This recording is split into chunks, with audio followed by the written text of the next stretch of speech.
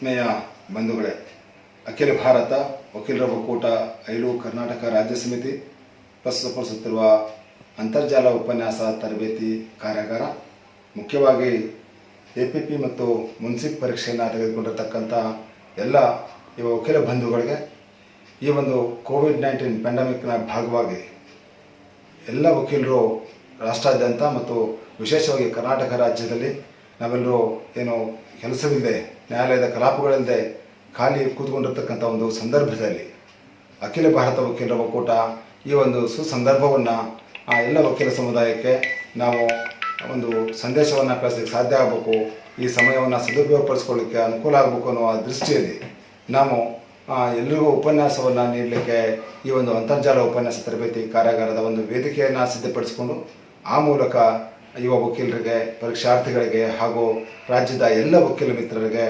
ಕಾನೂನಿನ ಅರಿವನ್ನು ಮೂಡಿಸುವಂಥದ್ದು, ಜ್ಞಾನವನ್ನು ಹೆಚ್ಚಿಸುವಂಥ ನಿಟ್ಟಿನಲ್ಲಿ ಈ ಒಂದು ವೇದಿಕೆಯ ಮೂಲಕ ಸಾಕಷ್ಟು ಉಪನ್ಯಾಸಗಳನ್ನು ಸಂಘಟಿಸ್ತಾ ಬಂದಿದ್ದೇವೆ. ಈ ಒಂದು ವೇದಿಕೆಯಿಂದ ಕಳೆದ ಮೇ 26ನೇ ತಾರೀಕಿನಿಂದ ಪ್ರಾರಂಭವಾದಂಥ ಉಪನ್ಯಾಸಗಳ ಕುರಿತು ಈಗಾಗಲೇ ಕರ್ನಾಟಕ ರಾಜ್ಯದ ಉಚ್ಚ ನ್ಯಾಯಾಲಯದ ಗೌರವಾನ್ವಿತ ಮುಖ್ಯ ನ್ಯಾಯಮೂರ್ತಿಗಳಿಂದ ಹಿಡಿದು ಎಲ್ಲ ಗೌರವಾನ್ವಿತ ನ್ಯಾಯಮೂರ್ತಿಗಳು ಹಾಗೂ ಜಿಲ್ಲೆಯ ಪ್ರಧಾನ ಜಿಲ್ಲಾ ವಸತಿ ನ್ಯಾಯಾಲಯದ ಗೌರವಾನ್ವಿತ ನ್ಯಾಯಾಧೀಶರು ಹಾಗೂ ಎಲ್ಲ ಹೆಚ್ಚುವರಿ ಜಿಲ್ಲಾ ಸತ್ರ ನ್ಯಾಯಾಧೀಶರು ಹಾಗೂ ಕಿರಿಯ ಮತ್ತು ಹಿರಿಯ ಶ್ರೇಣಿಯ ಎಲ್ಲ ಗೌರವಾನ್ವಿತ ನ್ಯಾಯಾಧೀಶರುಗಳು ಅಲ್ಲದೆ ಈ ಒಂದು ವೇದಿಕೆಯಲ್ಲಿ ನಮ್ಮ ಪರಿಣಿತ ಹಿರಿಯ ವಕೀಲರುಗಳು ಹಾಗೂ ಪರಿಣಿತ ತಜ್ಞರುಗಳು ಸಾಕಷ್ಟು ವಿಷಯಗಳಿಗೆ ಸಂಬಂಧಪಟ್ಟಂತೆ ತಮ್ಮ ಉಪನ್ಯಾಸವನ್ನು, ತಮ್ಮ ಅನುಭವದ ಅಮೃತವನ್ನು ಈ ಒಂದು ಉಪನ್ಯಾಸ ವೇದಿಕೆಯಲ್ಲಿ ನಿರಂತರವಾಗಿ 102 ದಿನಗಳ ಕಾಲ ನೀಡ್ತಾ ಬಂದಿದ್ದಾರೆ. ಆ ಎಲ್ಲ ಗೌರವಾನ್ವಿತರ ಉಪನ್ಯಾಸದ ಒಂದು ಧ್ವನಿಯ ಸುರುಳಿಯನ್ನು, ವಿಡಿಯೋ ರೆಕಾರ್ಡಿಂಗನ್ನು ನಾವು ನಮ್ಮ ಐಲು ಕರ್ನಾಟಕ ಅನ್ನುವ ಯೂಟ್ಯೂಬ್ ಚಾನಲನ್ನು ಪ್ರಾರಂಭ ಮಾಡಿದ್ದೇವೆ.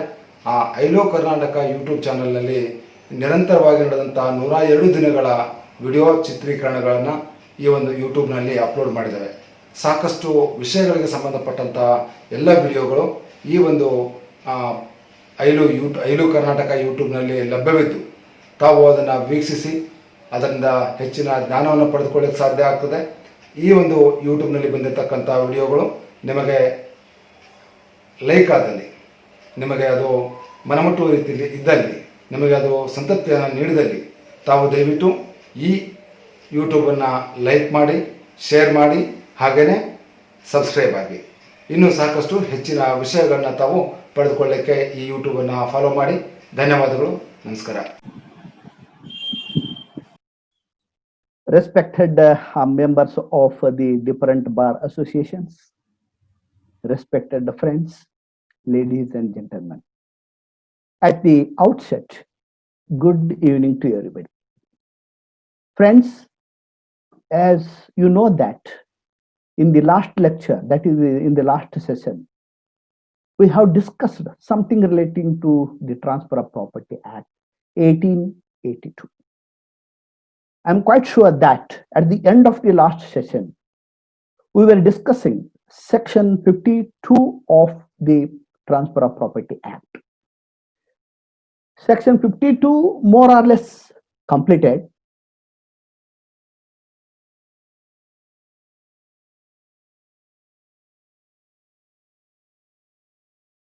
Or finished or discussed, but your memory as far as section 52 is concerned.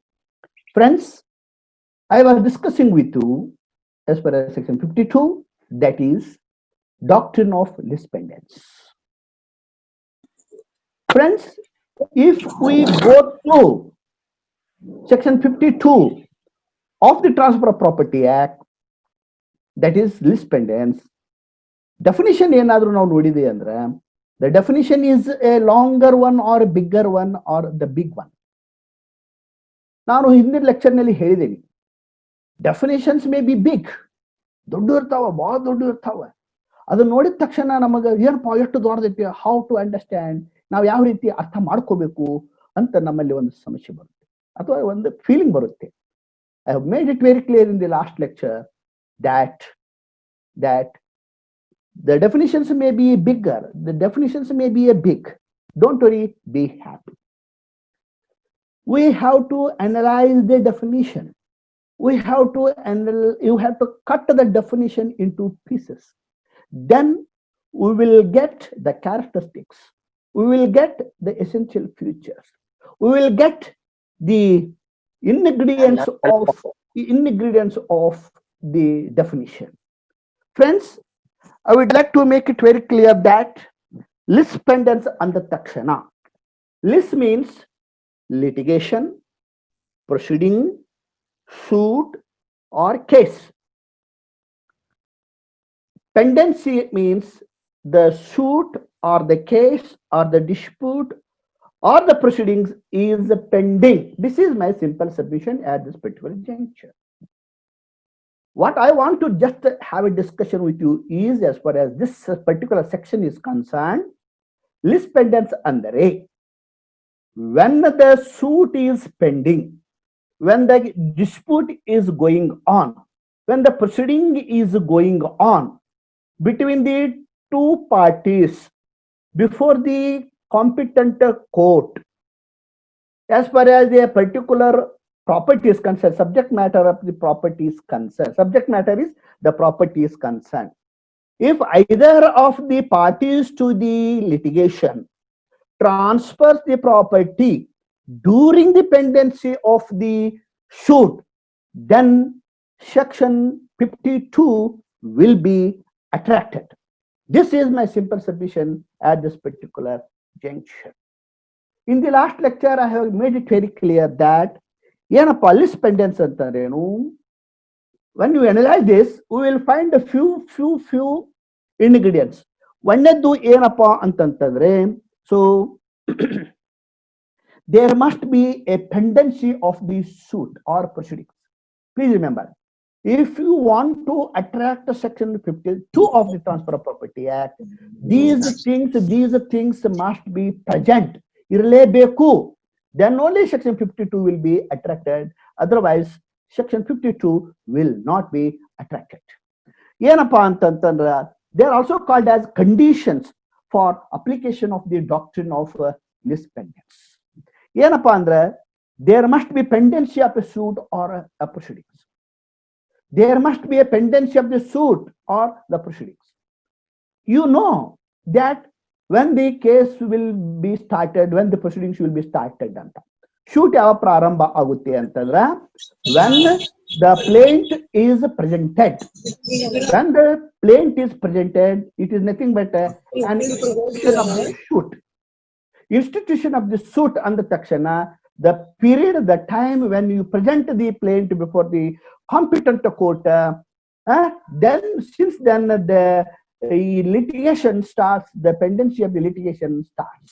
So I was just telling in the last lecture, ಏನಪ್ಪಾ ಅಂದ್ರೆ, pendency of the litigation. Yes, I am repeating once again for your kind consideration.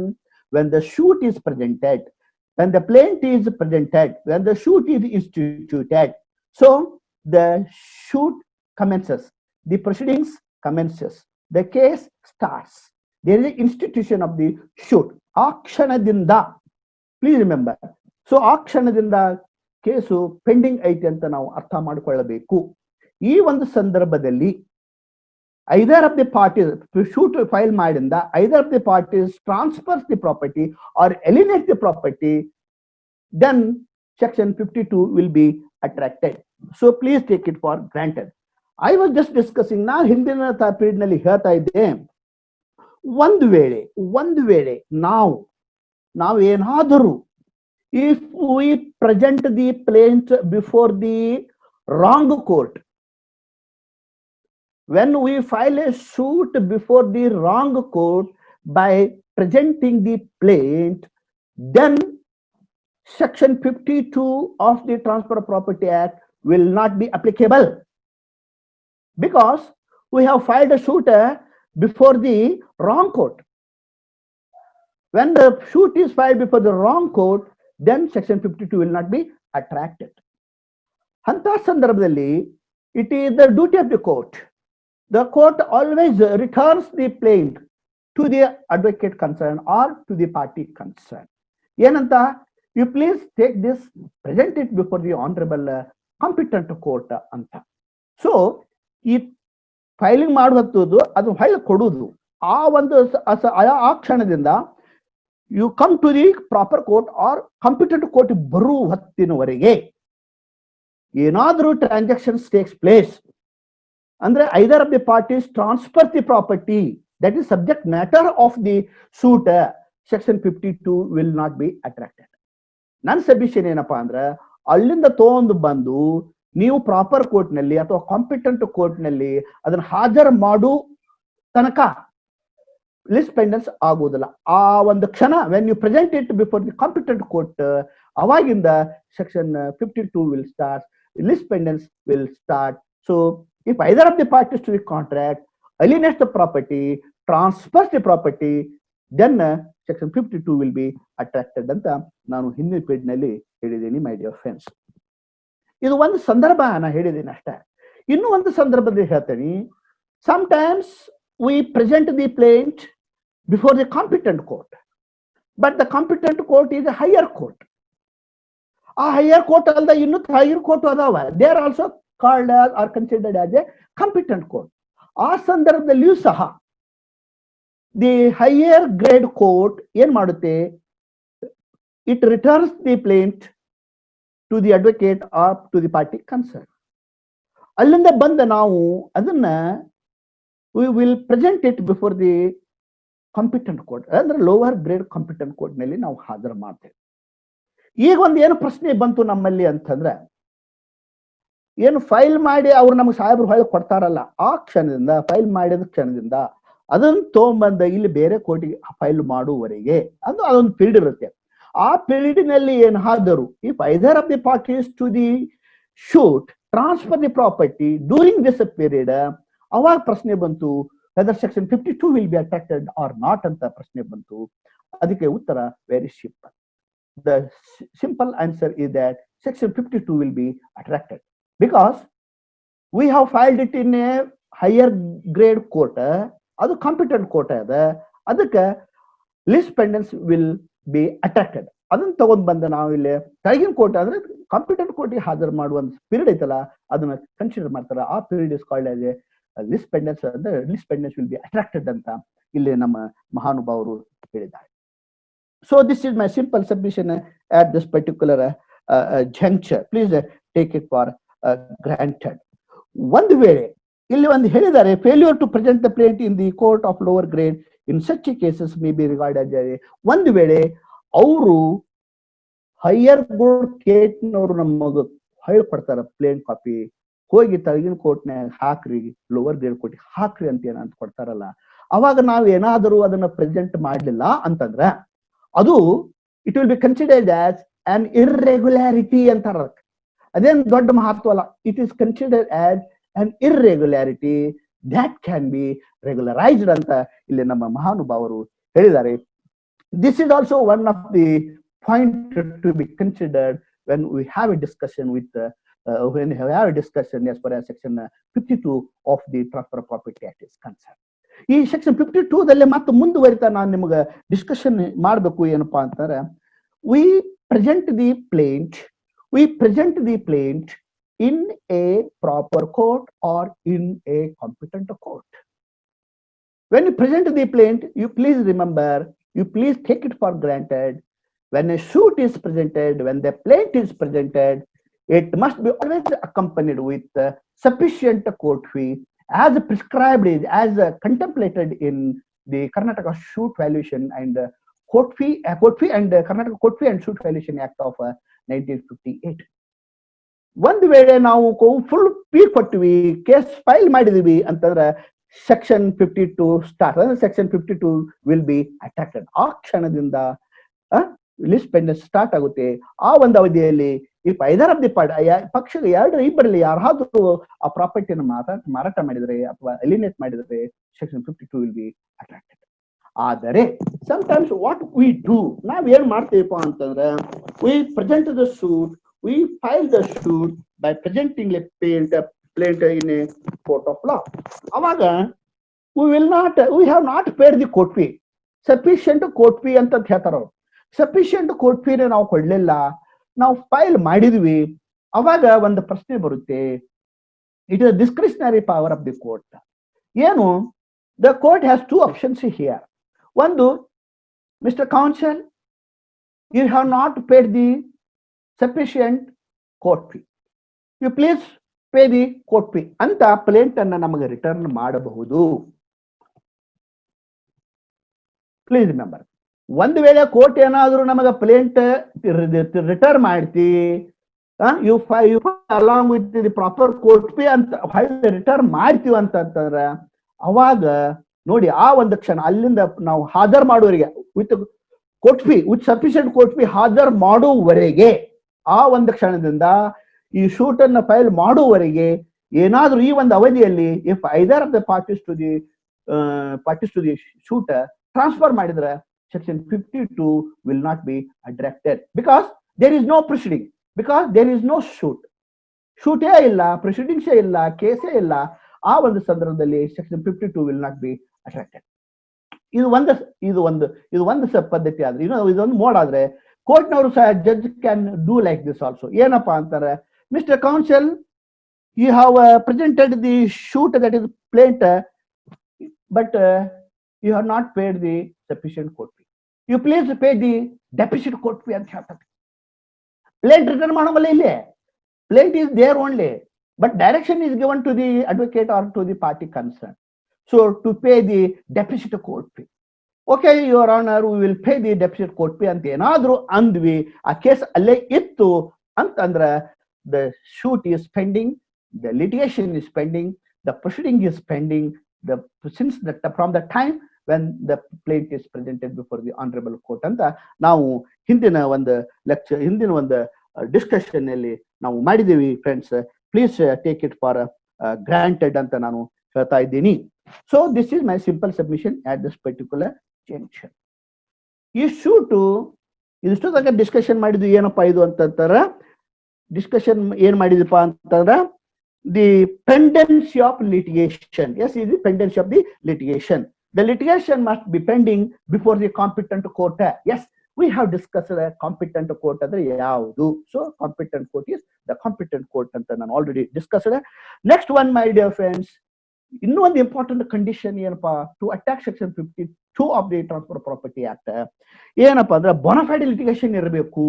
ಅಂದ್ರೆ the dispute between the plaintiff and the defendants, between the appellant and the respondent should be bona fide ಇರಬೇಕು. Sometimes what happens, there will be collude ಆಗಿರ್ತಾರೆ. both the parties to the suit is colluded ಆಗಿ they file the suit and opposite party object to it. ಈ ರೀತಿಯಾಗಿ ಏನಾದ್ರು litigation ಇದ್ದಿತ್ತು ಅಂತಂದ್ರೆ then section 52 will not be attracted, will never be attracted. So this is my simple submission at this particular juncture.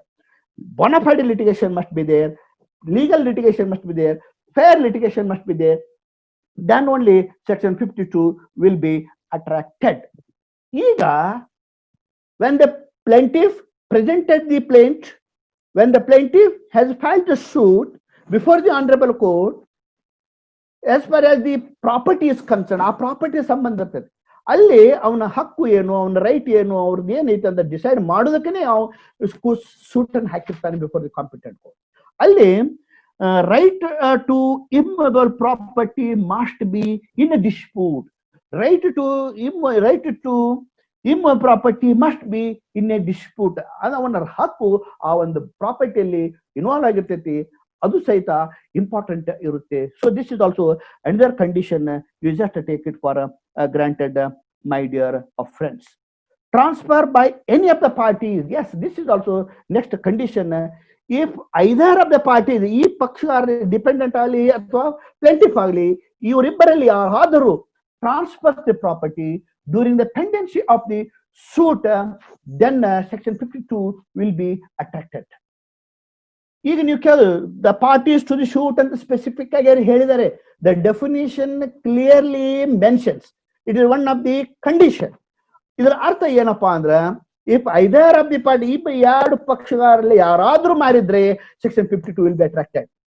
ಒಂದು ವೇಳೆ ಪ್ಲೇಂಟಿಫು ಇಲ್ಲ, defendant ಇಲ್ಲ, they are not a parties to this suit, ಅಂತ ಸಂದರ್ಭದಲ್ಲಿ if the third party who is stranger to the suit third party ಏನಾದರೂ property transfer ಮಾಡಿದ್ದೇ ಆಗಿದ್ರೆ then section 52 will not be attracted ಅಂತ ನಮ್ಮ ಮಹಾನುಭಾವರು ಹೇಳಿದ್ದಾರೆ. ಆ ಡೆಫಿನಿಷನ್ ಕ್ಲಿಯರ್ ಆಗಿ ಹೇಳುತ್ತೆ ಮೈ ಡಿಯರ್ ಫ್ರೆಂಡ್ಸ್.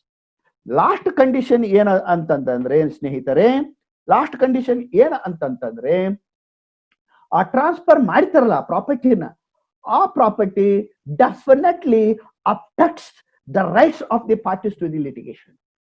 ಯಾವಾಗ the subject matter of the suit is transferred, definitely it affects the parties to the shoot.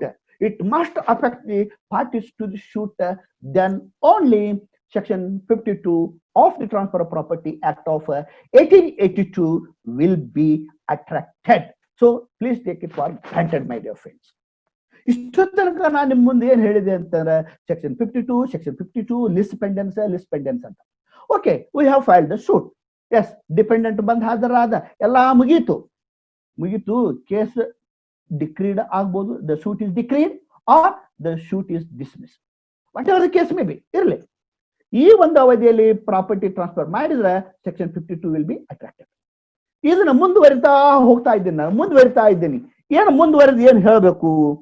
So ಏನಪ್ಪಾ ಅಂತಂತಂದ್ರೆ, ಸಪೋಸ್ ದಿ ಅಗ್ರೀಡ್ ಪಾರ್ಟಿ ಅಂತಂದ್ರೆ ಯಾವನು ಆ ದಾವೆಯಲ್ಲಿ ಸೋಲ್ತಾನ, the aggrieved party may because he has the right, may prefer an appeal before the appellate court. Suppose if the aggrieved party prefers an appeal before the appellate court, whether preparing an appeal ಆ ಸಂದರ್ಭದಲ್ಲಿ appeal ಮಾಡಿದಾಗ, if either of the parties to the suit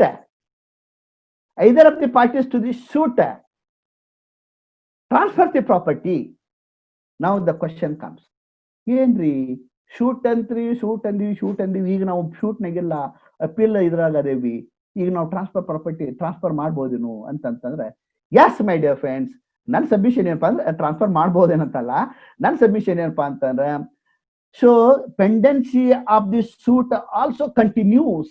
ಅಂದ್ರೆ appeal is nothing but a continuation of the suit ರೀ. ಅದು appeal ಐತಲ್ಲ, it is a continuation of the suit ರೀ ಅದ. So it means it is a lis pendens. ಅದು continuation of the suit ಅದ. Suit is pending ಅಂತ ತಿಳ್ಕೋಬೇಕು, even though it is in the appellate stage. ಈ appellate stage ನಲ್ಲಿ if either of the parties to the contract ಅಲ್ಲ, either of the parties to the suit ಇತ್ತಂದ್ರೆ section 52 will be attracted. So appeal is also the continuation ಅಂತ ಇಲ್ಲಿ ನಮ್ಮ ಮಹಾನುಭಾವರು ಹೇಳಿದ್ದಾರೆ. Revision, so ಅದು ಸಹಿತ ಕಂಟಿನ್ಯೂಷನ್ ಅಂದಾರೆ. ಅದ ರಿವ್ಯೂ ಇಸ್ ನಾಟ್ ಏನಪ್ಪಾ ಅಂದ್ರೆ ಏನು ಲಿಸ್ಟ್ ಪೆಂಡೆನ್ಸ್ ಬರೋಲ್ಲ. Section 52 will not be attracted ಅಂತ ಇಲ್ಲಿ ನನ್ನ ಒಂದು ಸಬ್ಮಿಷನ್ ಮಾಡ್ತಾ, ನಾನು ಈ ಒಂದು ಸೆಕ್ಷನ್ 52 ನಾನು ಈಗ ಇದು ಮಾಡ್ತಾ ಇದ್ದೀನಿ. Just concluding this section 52 my dear friends. Lis pendens ಈ ಒಂದು ಅವಧಿಯಲ್ಲಿ ಟ್ರಾನ್ಸ್ಫರ್ ಆಫ್ ಪ್ರಾಪರ್ಟಿ ಮಾಡ್ಲಿಕ್ಕೆ ಬರೋಲ್ಲ. ಒಂದ್ ವೇಳೆ ಬಂತು, ಮಾರಾಟ ಮಾಡಿದ್ರೆ ಅಂತ ಇಟ್ಕೋರಿ, it is subject to the result of or the decision of the court. The person who purchase the property knowing fully well, sometimes he may be knowing, sometimes he may not be knowing.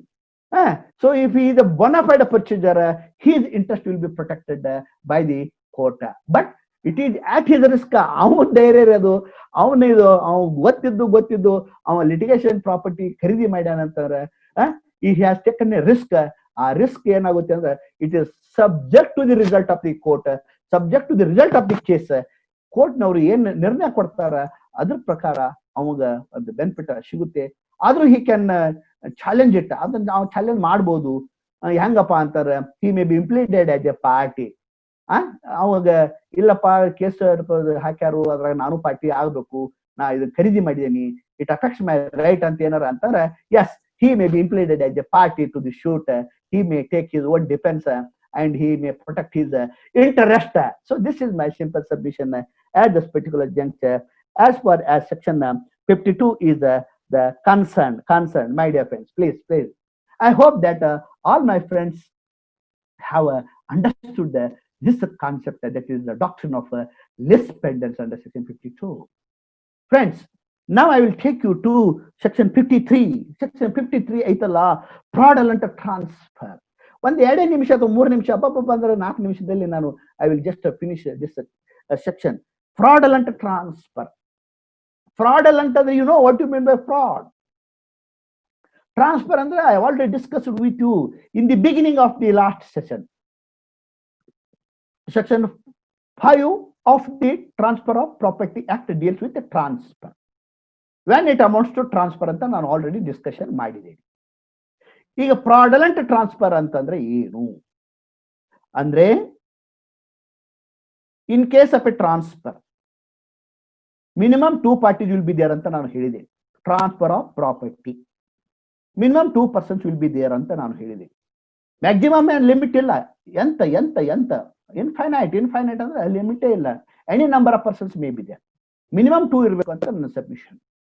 ಈ fraudulent transfer ನಲ್ಲಿ the person who transfers is called as a transferor. The person to whom the property is transferred is called as a transferee. Transferee. Please remember. ಈಗ fraudulent transfer ಅಂತ ಅಂದರೆ the owner of the property may transfer ಮಾಡಬಹುದು, because he is the owner. He has the right to transfer his property to anybody. When we are the owner of the property, my dear friends, ನಮ್ಮ ಗುರುಗಳು ಹೇಳ್ತಾ ಇದ್ರು, ಲಾ ಕಾಲೇಜ್ನಲ್ಲಿ ಹೇಳ್ತಾ ಇದ್ರು, ಬಹಳ ಚೆನ್ನಾಗಿ ಹೇಳ್ತಿದ್ರು. When you are a owner of the property, you can use it, you can utilize it, you can enjoy it, you can dispose of it, you can do anything as you think fit, you can give it to anybody, you can dispose of it ಅಂತಾರೆ. You can set a fire to it, ಬೆಂಕಿ ಹಚ್ಚಿ ಸುಟ್ಟಬಹುದು, ಯಾರು ಕೇಳೋಲ್ಲ, because you are the owner. You are the owner of the property ಅಂತ ನಮಗೆ ಬಹಳ ಚೆನ್ನಾಗಿ ಕಲಿಸಿದ್ರು. ಈಗ ನಾನೇನು ಹೇಳ್ತಾ ಇದ್ದೀನಿ ಅಂದ್ರೆ, section 53 is concerned fraudulent transfer. Yes, I am the owner of the property. I am going to give one illustration. ಒಂದು ಉದಾಹರಣೆ ಕೊಡ್ತಾ ಇದ್ದೀನಿ, illustration. I am owner of the property. ಇಲ್ಲಿ ಪ್ರಾಪರ್ಟಿ ಅಂದ ತಕ್ಷಣ please take it for granted. The whole Transfer of Property Act of 1882 will be applicable only to immovable properties. Please remember, the Transfer of Property Act of 1882 ಐತಲ್ಲ, it deals with only 5 kinds of transfer in respect of the immovable property, my dear friends. You may ask the question, sir, what about the movable property? ಅರೆ ಬಾಬಾ, movable ಪ್ರಾಪರ್ಟಿಗೆ sale of goods act ಇದೆಯಲ್ಲ, movable ಪ್ರಾಪರ್ಟಿಗೆ sale of goods act will be applicable. ಈ immovable property ಏನಾರು ಬಂತಂದ್ರೆ transfer of property act of 1882 will be applicable. ಅದಕ್ಕೆ ಈ I am the owner of the property, ಹೆಗ್ಗಿ ಪ್ರಾಪರ್ಟಿ ಇದೆ ನಂದು, ಬಟ್ ಐ ಹ್ಯಾವ್ ಬಾರೋಡ್, ಸಾಕಷ್ಟು ಸಾಲ ಮಾಡಿದ್ದೇನೆ. I have borrowed the loan from different persons. ಬಹಳ ಮಂದಿ ಕಡೆಯಿಂದ ಸಾಲ ತಗೊಂಡ್ಬಂದೆ, ಅವ್ರು ನನಗೆ ಕೊಟ್ಟಿದ್ದಾರೆ, ನಾನು ಡೆಟರ್ ಆಗ್ತೇನೆ. Debtor, I am the debtor. ಸಾಲ ಕೊಟ್ಟವರು creditor, one who gives the loan. ಸಾಲ ಕೊಟ್ಟವರು ಕ್ರೆಡಿಟರ್, ತಗೊಂಬಂದವ ಡೆಟರ್. ಸಾಲ ಕೊಟ್ಟವ ಕೋಡಂಗಿ, ಇಸ್ಕೊಂಡವ ಇರ್ಬದ್ರ ಅಂತ ಹೇಳ್ತಾರೆ ನಮ್ಗೆ ಕಲಿಸೋದ್ನಾಗ. ಯಾವ ಸಾಲ ಕೊಡ್ತಾನ ಅವ ಕೋಡಂಗಿ, ಇಸ್ಕೊಂಡವ ವೀರಭದ್ರ ಅಂತ. So this is the simple submission. ಈಗ ಅವ್ರಿಗೆ ನಾನು ಒಳ್ಳೆ ಲೋನ್ ಅಮೌಂಟ್ ಕೊಡಬಾರ್ದು. I don't want to repay the loan amount that I borrowed from the different person. I want to deprive them. ಅವ್ರು ಕೊಡಬಾರ್ದು ಅಂತ ನನ್ನ ಮನಸ್ಸು. Bad intention on my part. In order to deprive the rights of the creditor, I want to alienate the property. Property alienate ಮಾಡಕ್ ಹೋಗ್ತೇನೆ ನಾನು. ಅವ್ರಿಗೆ ಯಾರಿಗೆ ಸಿಗಬಾರ್ದು, ಏನು ಆಗಬಾರ್ದು, ಅವ್ರಿಗೆ ರೊಕ್ಕನೂ ಕೊಡಬಾರ್ದು ಅಂತ. ಅಂತ ಸಂದರ್ಭದಲ್ಲಿ it is called as fraudulent transfer.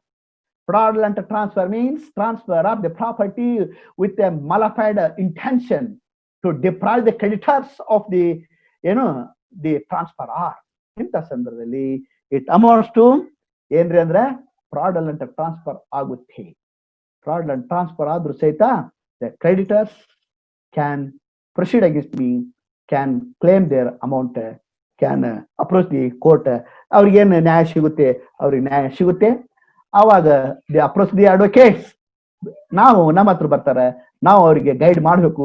S, this is the remedy which is available to you, so we have to proceed accordingly ಅಂತಂದ್ರೆ, ಸರ್ ಕೇಸ್ ಹಾಕಿ ಸರ್, ಏನ್ ಮಾಡೋದು ಮಾಡಿ ಸರ್ ಅಂತ ಹೇಳಿ ಹೋಗೋದು. ನಾವು ಮೊದಲ ಸ್ಟೇ ತಗೊಳ್ಳೋದು, ನಾಟ್ ವೆಲಿನೇಟ್ ದ ಪ್ರಾಪರ್ಟಿ ಅಂತ. ಅದ್ ಏನೇನು ಮಾಡ್ಬೇಕು ನಾವು, according to this facts and circumstances, we will take action as an advocate on behalf of the party. That's all, my dear friends.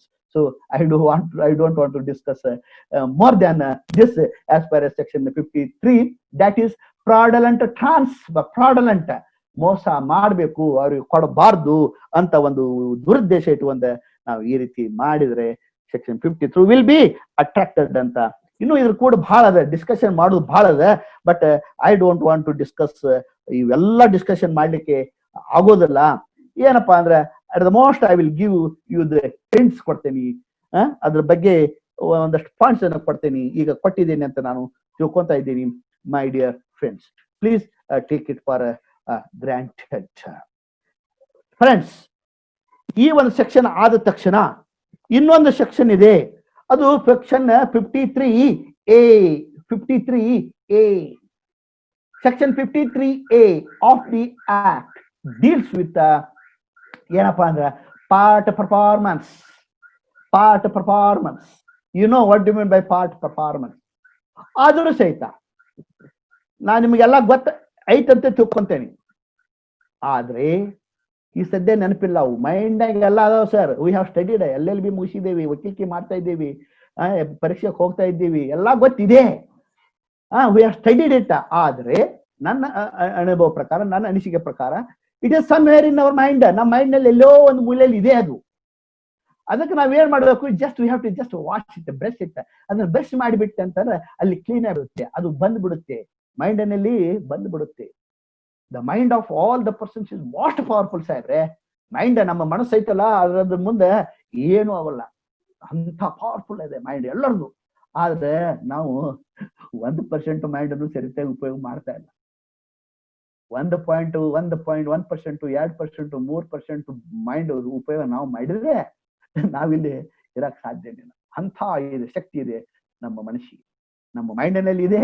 ಅದನ್ನ ನಾನು ಬ್ರಷ್ ತಗೊಂಡು ಇದನ್ನ ಜಸ್ಟ್ ಕ್ಲೀನ್ ಮಾಡ್ತೀನಿ, ವಾಶ್ ಮಾಡ್ತೀನಿ, ಅದು ನಿಮಗೆ ಗೊತ್ತಾಗುತ್ತೆ ಅಂತ ನನ್ನ ಒಂದು ಅನಿಸಿಕೆ. So please take it for granted, my dear friends. ಈಗ ನಿಮಗೇನಾದ್ರೂ ಬೋರ್ ಅನಿಸಿದೆಯಾ ಅಂತ ತಿಳ್ಕೊಂತೀನಿ. ಆದ್ರೆ ಬೋರ್ ಅನಿಸಿದೆ ಅಂತ ನಾ ಅಂತೀನಿ, ಆದ್ರೆ ನಿಮಗೆ ಬೋರ್ ಆಗಿಲ್ಲ ಅಂತ ನನ್ನ ಒಂದು ಮನಸ್ಸು ಹೇಳ್ತಾ ಇದೆ. So don't worry, be happy. ಈಗ ಒಂದು ಚುಟುಕನ್ನ ನಾನು ಹೇಳಲಿಕ್ಕೆ ಬಯಸ್ತಾ ಇದ್ದೀನಿ. ಇವು ಬರೀ ನಗಸಾಕಷ್ಟೇ ರೀ, ನಗಸಾಕಷ್ಟ, ಆದ್ರೆ ಡೋಂಟ್ ಟೇಕ್ ಇಟ್ ಸೀರಿಯಸ್. ಯಾಕೆಂದ್ರೆ ನಮ್ಮ ಗುರುಗಳು ನಮ್ಗೆ ಹೇಳ್ತಾ ಇದ್ರು, ನೀವು ಯಾವಾಗಿದ್ರು ಪಾಠ ಮಾಡ್ಬೇಕಾದ್ರೆ ನೀವು ನಿಮ್ಮ ಎದುರುಗಡೆ ಇದ್ದವರನ್ನ ಮೋಟಿವೇಟ್ ಮಾಡ್ಬೇಕು, ನಿಮ್ ಕಡೆ ಸೆಳಿಬೇಕು, ಅವರಿಗೆ ಕಮ್ಯುನಿಕೇಟ್ ಮಾಡ್ಬೇಕು, ಕನ್ವಿನ್ಸ್ ಮಾಡ್ಬೇಕು. ಅಂದಾಗ ಮಾತ್ರ ಅವರು ನಿಮ್ಮನ್ನ ಮೆಚ್ಚುತ್ತಾರೆ, ಇಲ್ಲ ಅಂದ್ರೆ ಮೆಚ್ಚೋದಿಲ್ಲ. ಅವ್ರನ್ನ ನಗಿಸ್ತಾ ಇರ್ಬೇಕು, ಅವ್ರನ್ನ ಸಂತೋಷ ಪಡಿಸ್ಬೇಕು, ಅವ್ರನ್ನ ನಿಮ್ಮ ಕಡೆನೆ ಎಳಿತಾ ಇರ್ಬೇಕು. ಆ ರೀತಿಯಾಗಿ ನೀವು ಪಾಠ ಮಾಡ್ಬೇಕು ಅಂತ ನಮ್ಮ ಗುರುಗಳು ನಮಗೆ ಹೇಳಿದ್ದಾರೆ. ಅದರಲ್ಲಿ ನಮ್ಮ ಮೆಚ್ಚಿನ ಗುರುಗಳು ಹೇಳಿದ್ರೆ ತಪ್ಪು ಆಗುವುದಲ್ಲ. ಈ ಸಂದರ್ಭದಲ್ಲಿ TR ಸುಬ್ರಹ್ಮಣ್ಯಂ ಅಂತ ನಮ್ಮ ನೆಚ್ಚಿನ ಗುರುಗಳು, ಎಲ್ಲ ಗುರುಗಳು ನನ್ನ ನೆಚ್ಚಿನ ಗುರುಗಳೇ. ಅದರಲ್ಲಿ ಅತಿ ನೆಚ್ಚಿನ ಗುರುಗಳು ಅಂದ್ರೆ ನಮ್ಮ ಗುರುಗಳು TR ಸುಬ್ರಹ್ಮಣ್ಯಂ ಅಂತ. ಅವರು ಯೂನಿವರ್ಸಿಟಿ ಲಾ ಕಾಲೇಜಿನಲ್ಲಿ ಲೆಕ್ಚರ್ ಇದ್ರು. ದೆನ್ ನೆಹರು ಯೂನಿವರ್ಸಿಟಿಗೆ ಇದಕ್ಕೆ PhD ಮಾಡಕ್ ಹೋದ್ರು. ಬೆಹರಾನ್ಗೆ, ಸ್ಟೇಟ್ ಆಫ್ ಬೆಹರಾನಿಗೆ ಹೋದ್ರು, legal adviser to state of Bahrain. ಬಾಳೆ ಬಂದ್ರು, ಕರ್ನಾಟಕ ಸ್ಟೇಟ್ ಲಾ ಯೂನಿವರ್ಸಿಟಿಯ ಒಬ್ಬ ವೈಸ್ ಚಾನ್ಸಲರ್ ಆಗಿದ್ರು. ಈ ಸದ್ಯ ರಿಟೈರ್ಡ್ ಲೈಫ್ ಅನ್ನ ಕಳೀತಾ ಇದ್ದಾರೆ. ಮೋಸ್ಟ್ ಬ್ರಿಲಿಯಂಟ್ ಟೀಚರ್, ನಮ್ಮ teacher. So I salute them, I remember them, I respect them. ಎಲ್ಲ ಗುರುಗಳಿಗೂ ನಾನು ರೆಸ್ಪೆಕ್ಟ್ ಕೊಡ್ತಾ ಇದ್ದೀನಿ. ಅವ್ರು ನಮಗೆ ಬಹಳ ಚಂದ ಹೇಳಿದ್ರು ಈ ರೀತಿಯಾಗಿ ಮಾಡ್ಬೇಕು ಅಂತ. ಆದ್ರೆ ಈಗ ಒಂದು ಸ್ಮಾಲ್ ಜೋಕ್ ಅನ್ನು ಹೇಳ್ತೇನೆ. ಇದು ಜೋಕ್ ಅಷ್ಟೇ, ಇದು ಅದು ಸೀರಿಯಸ್ ಆಗಿ ಯಾವನು ತಿಳ್ಕೊಬೇಡಿ. ನಿಮ್ಗೆ ನಗಿಸ್ಲಿಕ್ಕೆ ನಾನು ಹೇಳ್ತಾ ಇದ್ದೀನಿ. ನೀವು ಇವತ್ತಲ್ಲ ನಾಳೆ ಜಡ್ಜ್ ಆಗಕ್ ಹೋಗ್ತಾ ಇದ್ದೀರಿ. ಅವಾಗ ನೀವು ಈ ರೀತಿ ಕೇಳ್ತೀರಿ, ಸ್ವಭಾವ ನ್ಯಾಚುರಲ್ ಆಗಿ ಕೇಳ್ತಾ ಇದ್ರಿ.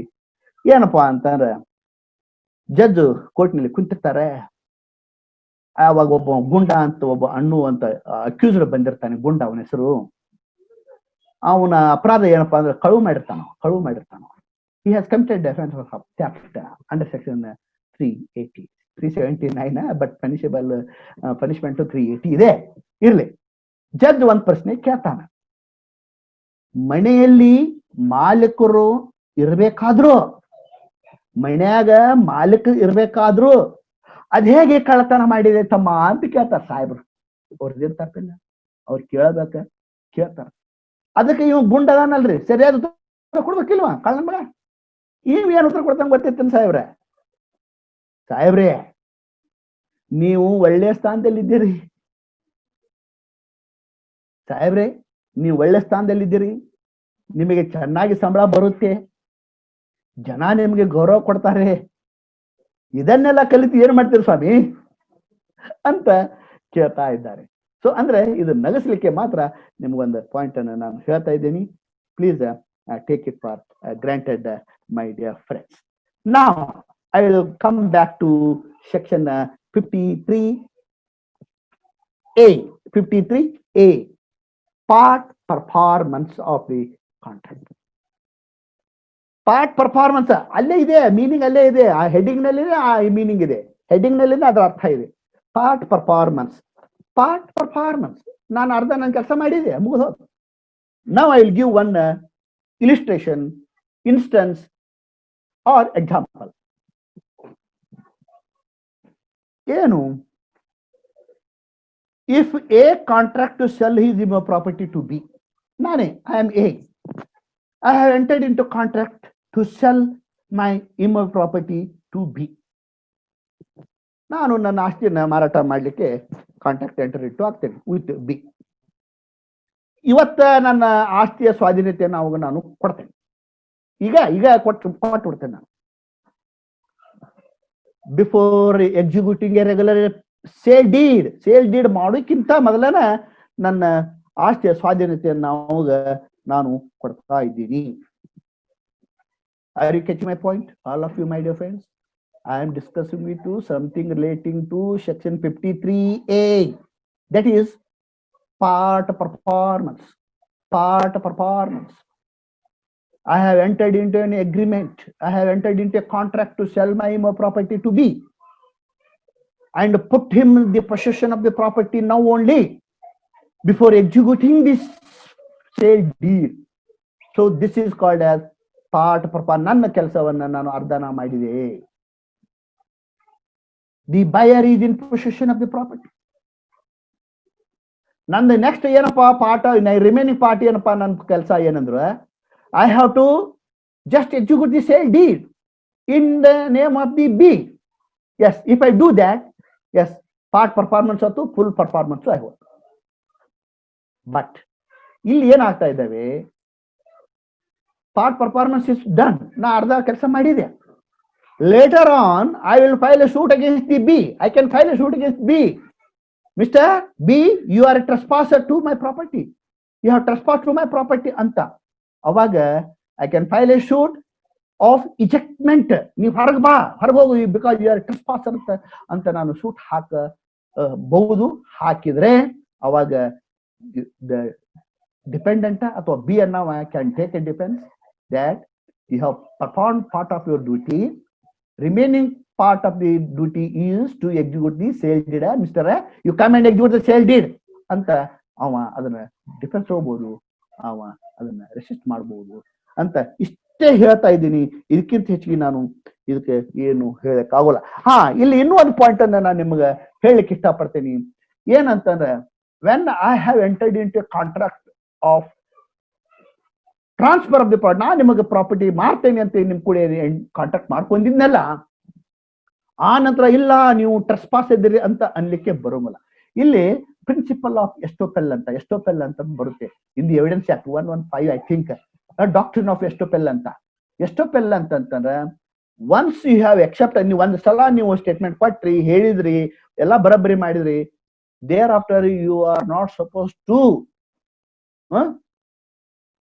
not supposed to go back. What you have uttered, ನೀವೇನ್ ಹೇಳಿರಿ ಅದಕ್ಕೆ ನೀವು ಸ್ಟ್ರಿಕ್ಟ್ ಆಗಿರ್ಬೇಕು. ಅದು ನಾ ಹೇಳಿಲ್ಲ, ನಾ ಮಾಡಿಲ್ಲ, ನಂದಲ್ಲ ಅಂತ ಅನ್ನಲಿಕ್ಕೆ ಸಾಧ್ಯನೇ ಇಲ್ಲ. You are prevented from estoppel ಅಂದ್ರೆ you are prevented from denying the earlier statement. ನೀವೇನ್ ಸ್ಟೇಟ್ಮೆಂಟ್ ಮಾಡಿರಿ, ಏನ್ ಆಕ್ಟ್ ಮಾಡಿರಿ ಅದನ್ನ ನೀವು ಡಿನೈ ಮಾಡ್ಲಿಕ್ಕೆ ಬರೋದಲ್ಲ ಅಂತ ಅನ್ನುವಂತ ಒಂದು ಕಾನ್ಸೆಪ್ಟ್ ಇಲ್ಲಿದೆ. So this is called as doctrine of estoppel ಅಂತ ಇಲ್ಲಿ ನಾನು ಒಂದು ಸಬ್ಮಿಷನ್ ಮಾಡ್ತಾ ಇದ್ದೀನಿ. My dear friends, please take it for granted ಅಂತ ನಾನು ನಿಮಗೆ ಹೇಳ್ತಾ ಇದ್ದೀನಿ. My dear friends, please take it for granted. Friends, ಇಷ್ಟೋ ತನಕ ನಾನು ಇಲ್ಲ ಸಮ್ ಕಾನ್ಸೆಪ್ಟ್ ಹೇಳಿದೆ. Yes, very nice. ಇನ್ನೊಂದು ಸೆಕ್ಷನ್ ನಾನು ನಿಮಗೆ ಹೇಳಬೇಕು ಅಂತ ನನಗೀಗ ಅನಿಸ್ತಾ ಇದೆ. Section 41 of the transfer of property act. Section 41 of the Transfer of Property Act deals with transfer by ostensible owner. Transfer by ostensible owner. ಅಂದ್ರೆ ನನ್ನ submission is very simple. Transfer by ostensible owner ಅಂದ್ರೆ ಯಾರು? Owner ಅಂದ್ರೆ ಯಾರು? Ostensible owner ಅಂದ್ರೆ ಯಾರು?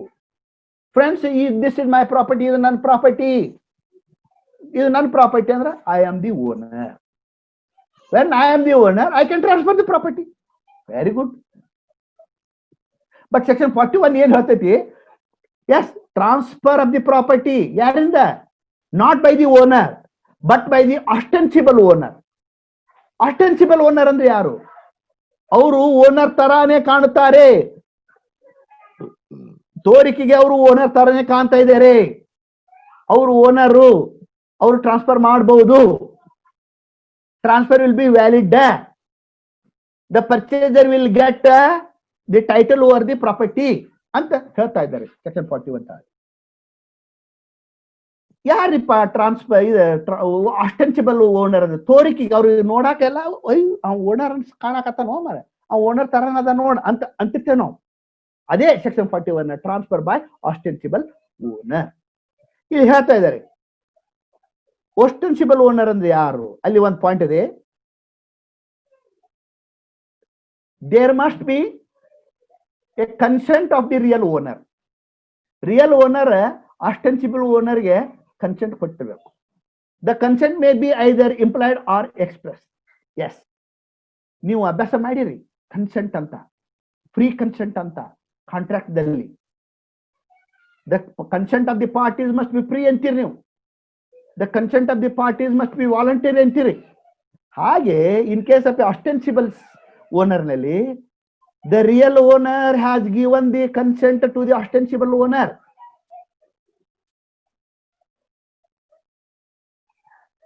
The consent must be either express or implied. ಇದು ಒಂದೇ point. The ostensible owner can transfer the property, but he must always transfer the property for consideration. ಅಲ್ಲಿ consideration ಇರಬೇಕು.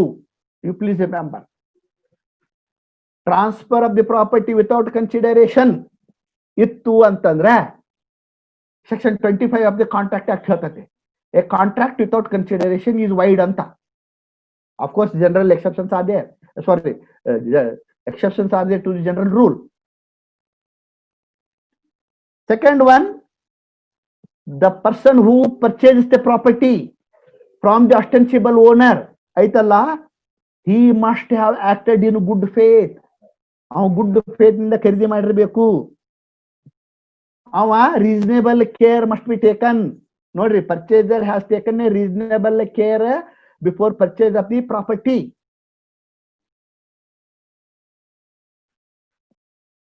So this is called as transfer by ostensible owner. ಈಗ ನಿಮಗೆ ಯಾರು, who are the ostensible owners? Ostensible owners ಅಂದ್ರೆ ಯಾರು sir ಅಂತ ನೀವು ಕೇಳಿದ್ರೆ ಖಂಡಿತವಾಗಿ ನಾ ಹೇಳಬಲ್ಲೆ. ಮಹಾಂತ ಆಫ್ ಸೈಬತ್, ಮಹಾಂತ ಆಫ್ ದಿ ಸೈಬತ್ is the ostensible owner. Agent is the ostensible owner. Karta of the joint family is the ostensible owner. Benamidhara, yes, Benamidhara is the ostensible owner. they can transfer the property. ಇವ್ ನೋಡ್ರಿ ಇವ್ರೆಲ್ಲ ಎಷ್ಟು ಚಂದ ಇದಾರೆ ಇವ್ರು ಎಷ್ಟು ಹೇಳ್ತಾರೆ ಇವ್ರನ್ನೆಲ್ಲ ರಂಗ ಕಾಣ್ತಾ ಇದ್ದಾರೆ ಅವರು ಅಂತ. Yes really they are the owner, they can transfer the property. They can transfer the property provided if the real owner has given a consent to them to transfer. So this is section 41 of the Transfer of Property Act, my dear friends. Okay, now friends, I will just take you to the next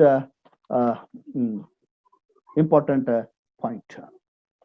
ಅದಕ್ಕಿಂತ ಮೊದಲ ನಾನು ನಿಮಗೆ ಇನ್ನೂ ಒಂದು ನಗು ಚಟುಕೆಯನ್ನು ನಾನು ಹೇಳ್ತಾ ಇದ್ದೀನಿ, ದಯವಿಟ್ಟು ಹೇಳಿ.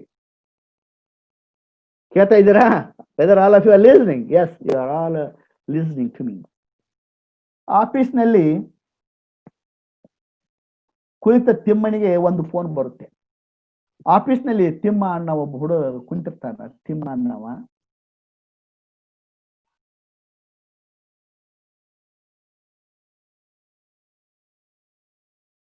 ಆಫೀಸ್ನಲ್ಲಿ ತಿಮ್ಮ ಅಂತ ಅನ್ನವ ಕುಂತಿರ್ತಾನ. ಅವ ಒಂದು ಫೋನ್ ಬರುತ್ತೆ. ಆ ಫೋನ್ನಲ್ಲಿ ಒಂದು ಹುಡುಗಿಯ ಧ್ವನಿ ಬರುತ್ತೆ. ಆ ಹುಡುಗಿ ಕೇಳ್ತಾ ಇದ್ದಾಳೆ ತಿಮ್ಮನಿಗೆ, ನಿಮಗೆ ಮದುವೆ ಆಗಿದೆನಾ, ನಿಮಗೆ ಮದುವೆ ಆಗಿದೆಯಾ ಅಂತ ಕೇಳ್ತಾ ಇದ್ದ. ಅವ ತಿಮ್ಮ ಹೇಳ್ತಾನ, ಇಲ್ಲ ನಾನಿನ್ನೂ ಮದುವೆ ಆಗಿಲ್ಲ, ನಾನಿನ್ನೂ ಬ್ಯಾಚುಲರ್ ಇದ್ದೀನಿ ಅಂತ. ಅದಕ್ಕೆ ಅವ ಕೇಳ್ತಾನ, ಅಂದ ಹಾಗೆ ನೀವು ಯಾರು ಅಂತ ನನಗೆ ಹೇಳಲೇ ಇಲ್ವಲ್ಲ ಅಂತ ಅವ ತಿಮ್ಮ ಕೇಳ್ತಾ ಇದ್ದಾನೆ. ಆ ಕಡೆದ ಹುಡುಗಿ ದನಿ ಬರುತ್ತೆ, ನಿನ್ನ ಹೆಂಡತಿ ಮಾತಾಡುತ್ತಿರೋದು, ಮನೆಗೆ ಬಾ ನಿನಗೆ ಇದೆ ಅಂತ. So now my dear friends, I will take you to the very important aspects, that is section 54 of the Transfer of Property Act. Friends, ಈ ಜನರಲ್ ಪ್ರೊವಿಷನ್ಸ್ ಎಲ್ಲ ಮುಗಿದವು.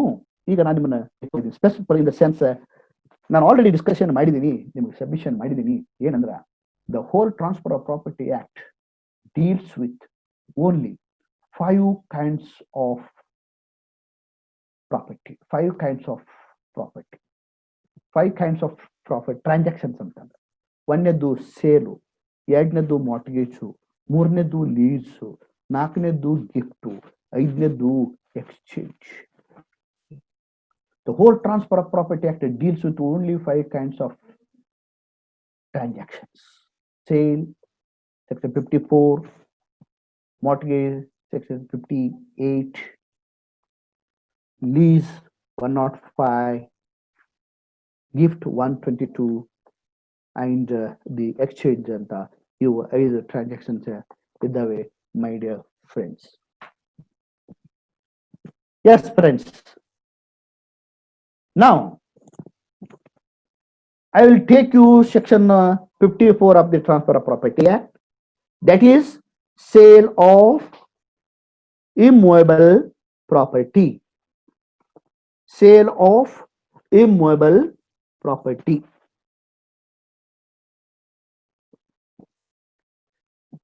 You just open the BEAR Act. You may also go through section 54 of the Transfer of Property Act, my dear friends.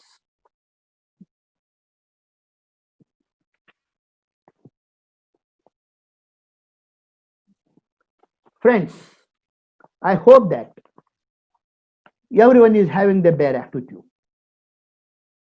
I call upon you to section 54. May I call upon you to section 54? Sale of immovable property. Sale. The word sale is defined. The definition is like this, my dear friends. Sale andre is a transfer of ownership. Please remember. Sale andre sale nalli sale of immovable property alli sale andre sale is a transfer. Yes, it is a transfer. Enu transfer of ownership. There is a definition, as I already mentioned. ಏನಂದ್ರೆ definitions ಇರ್ತಾವೆ, ಸಾಂದೇ ಇರ್ಬೋದು, ದೊಡ್ಡದೇ ಇರ್ಬೋದು. ಆ definition ಅನ್ನ ನಾವು analyse ಮಾಡಬೇಕು. ಅದನ್ನ ಸಣ್ಣ ಸಣ್ಣ ಸಣ್ಣ ತುಂಡಾಗಿ ಕತ್ತರಿಸಬೇಕು. Cut into pieces. ಆ ಪೀಸಸ್ ಅನ್ನ ಕಟ್ ಮಾಡಿದ್ರೆ ಅಲ್ಲಿ ಶಬ್ದಗಳು ಸಿಗ್ತವೆ. ಅವೇ ಕ್ಯಾರೆಕ್ಟರಿಸ್ಟಿಕ್ಸ್, ಅವೇ ingredients of a definition, ingredients of a sale. ಅದನ್ನೇ ನಾವು ಅನಲೈಸ್ ಮಾಡ್ಕೊಂತ, ಅದನ್ನೇ ನಾವು ಎಕ್ಸ್ಪ್ಲೇನ್ ಮಾಡ್ಕೊಂತ ಹೋದ್ರೆ ನಾವು ಒಂದು ಪೇಜ್ ಬರಿಬೇಕಂತ ಅಂದಿರ್ತೀವಿ. ಹೀಗೆ ಎಲ್ಲ ಮಾಡ್ಕೊಂತ ಹೋದ್ರೆ 1 ಪೇಜ್ ಏನು 2 ಪೇಜ್ 3 ಪೇಜ್ ಅನ್ನ ನಾವು ಬರಿಬಹುದು ಅಂತ ನನ್ನ ಒಂದು ಅಭಿಪ್ರಾಯ. ಸೊ ಪ್ಲೀಸ್ ರಿಮೆಂಬರ್, ಸೇಲ್ ಅಂದ್ರೆ is a transfer. Yes, it is transfer. Transfer of what? Transfer of ownership. ನೋಡಿ ಇಲ್ಲಿ ಸೇಲ್ ನಲ್ಲಿ ಟ್ರಾನ್ಸ್ಫರ್ ಆಫ್ ಓನರ್ಶಿಪ್, ಮಾಲೀಕತ್ವವನ್ನು ನಾವು, ಟೈಟಲ್ ಅನ್ನ ನಾವು ಬೇರೆಯವರಿಗೆ ಮಾರಾಟ ಮಾಡ್ತಾ ಇದ್ದೀವಿ. Transfer of ownership. ಯಾಕ? ಹೆಂಗ? ಇನ್ ಎಕ್ಸ್ಚೇಂಜ್, ಎಕ್ಸ್ಚೇಂಜ್ ಮಾಡ್ತೇವೆ ನಾವು ಅಲ್ಲಿ. ಆಸ್ತಿ ತಗೊಳಪ್ಪ, ಆಸ್ತಿ ತಗೊಳಪ್ಪ, ಪ್ರಾಪರ್ಟಿ ತಗೊಳಪ್ಪ, ನೀನು ನನಗೆ ಪ್ರೈಸ್ ಕೊಡಪ್ಪ. For a price, exchange, in exchange for a price. Price paid, ಈ ಸದ್ಯ ಕೊಡ್ತಾನವ. that price paid ಐತಲ್ಲ, it is called as a consideration. paid or a promise to pay. ಈಗ ಕೊಡ್ತಾನ ಅಥವಾ ಮುಂದೆ ಕೊಡ್ತೇನಂತಾನ. ಪಾರ್ಟ್ ಪೇಡ್, ಅರ್ಧ ಈಗ ಕೊಡ್ತಾನ ಅಂಡ್ ಅರ್ಧ ಪ್ರಾಮಿಸ್ ಮಾಡ್ತಾನ, ಆಮೇಲೆ ಕೊಡ್ತೇನೆ ಅಂತ. Friends, just go through this definition. ಈ ಡೆಫಿನಿಷನ್ ಅಲ್ಲಿ ಏನು ಇಲ್ಲ ಅಂತ ನನ್ನ ಒಂದು ಅನಿಸಿಕೆ. ಎಷ್ಟು ಸಿಂಪಲ್ ಆಗಿ ಕೊಟ್ಟಿದ್ದಾರೆ ನೋಡಿ. ಇದನ್ನ ಕಟ್ ಮಾಡಿ ಮಾಡಿ ಮಾಡಿ ಮಾಡಿ ಬಿಡಿ.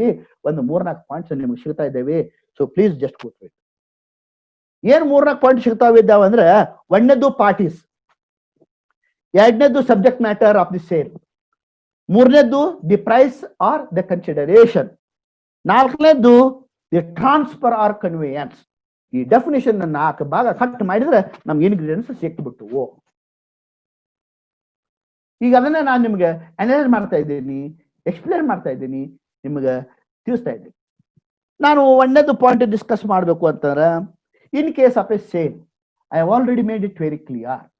ಏನಪ್ಪಾ? In case it is a contract. Sale is a contract. Minimum 2 parties must be there ಅಂತ ನಾನು already told. Minimum 2 parties. In case of a sale, minimum 2 parties. ನಾವು ಜನರಲಿ ಏನಂತೀವಿ? ಟ್ರಾನ್ಸ್ಫರಾರ್. ಟ್ರಾನ್ಸ್ಫರಾರ್ ಅಂದ್ರೆ the owner is the transferor. One who transfers the property is called as a transferor. Sale ನಲ್ಲಿ the person to whom it is transferred, ಯಾರಿಗೆ ನಾವು transfer ಮಾಡ್ತೇವೆ, he is called as a transferee ಅಂತ ನಾವು general ಆಗಿ ಹೇಳ್ತಾ ಇದ್ದೀವಿ.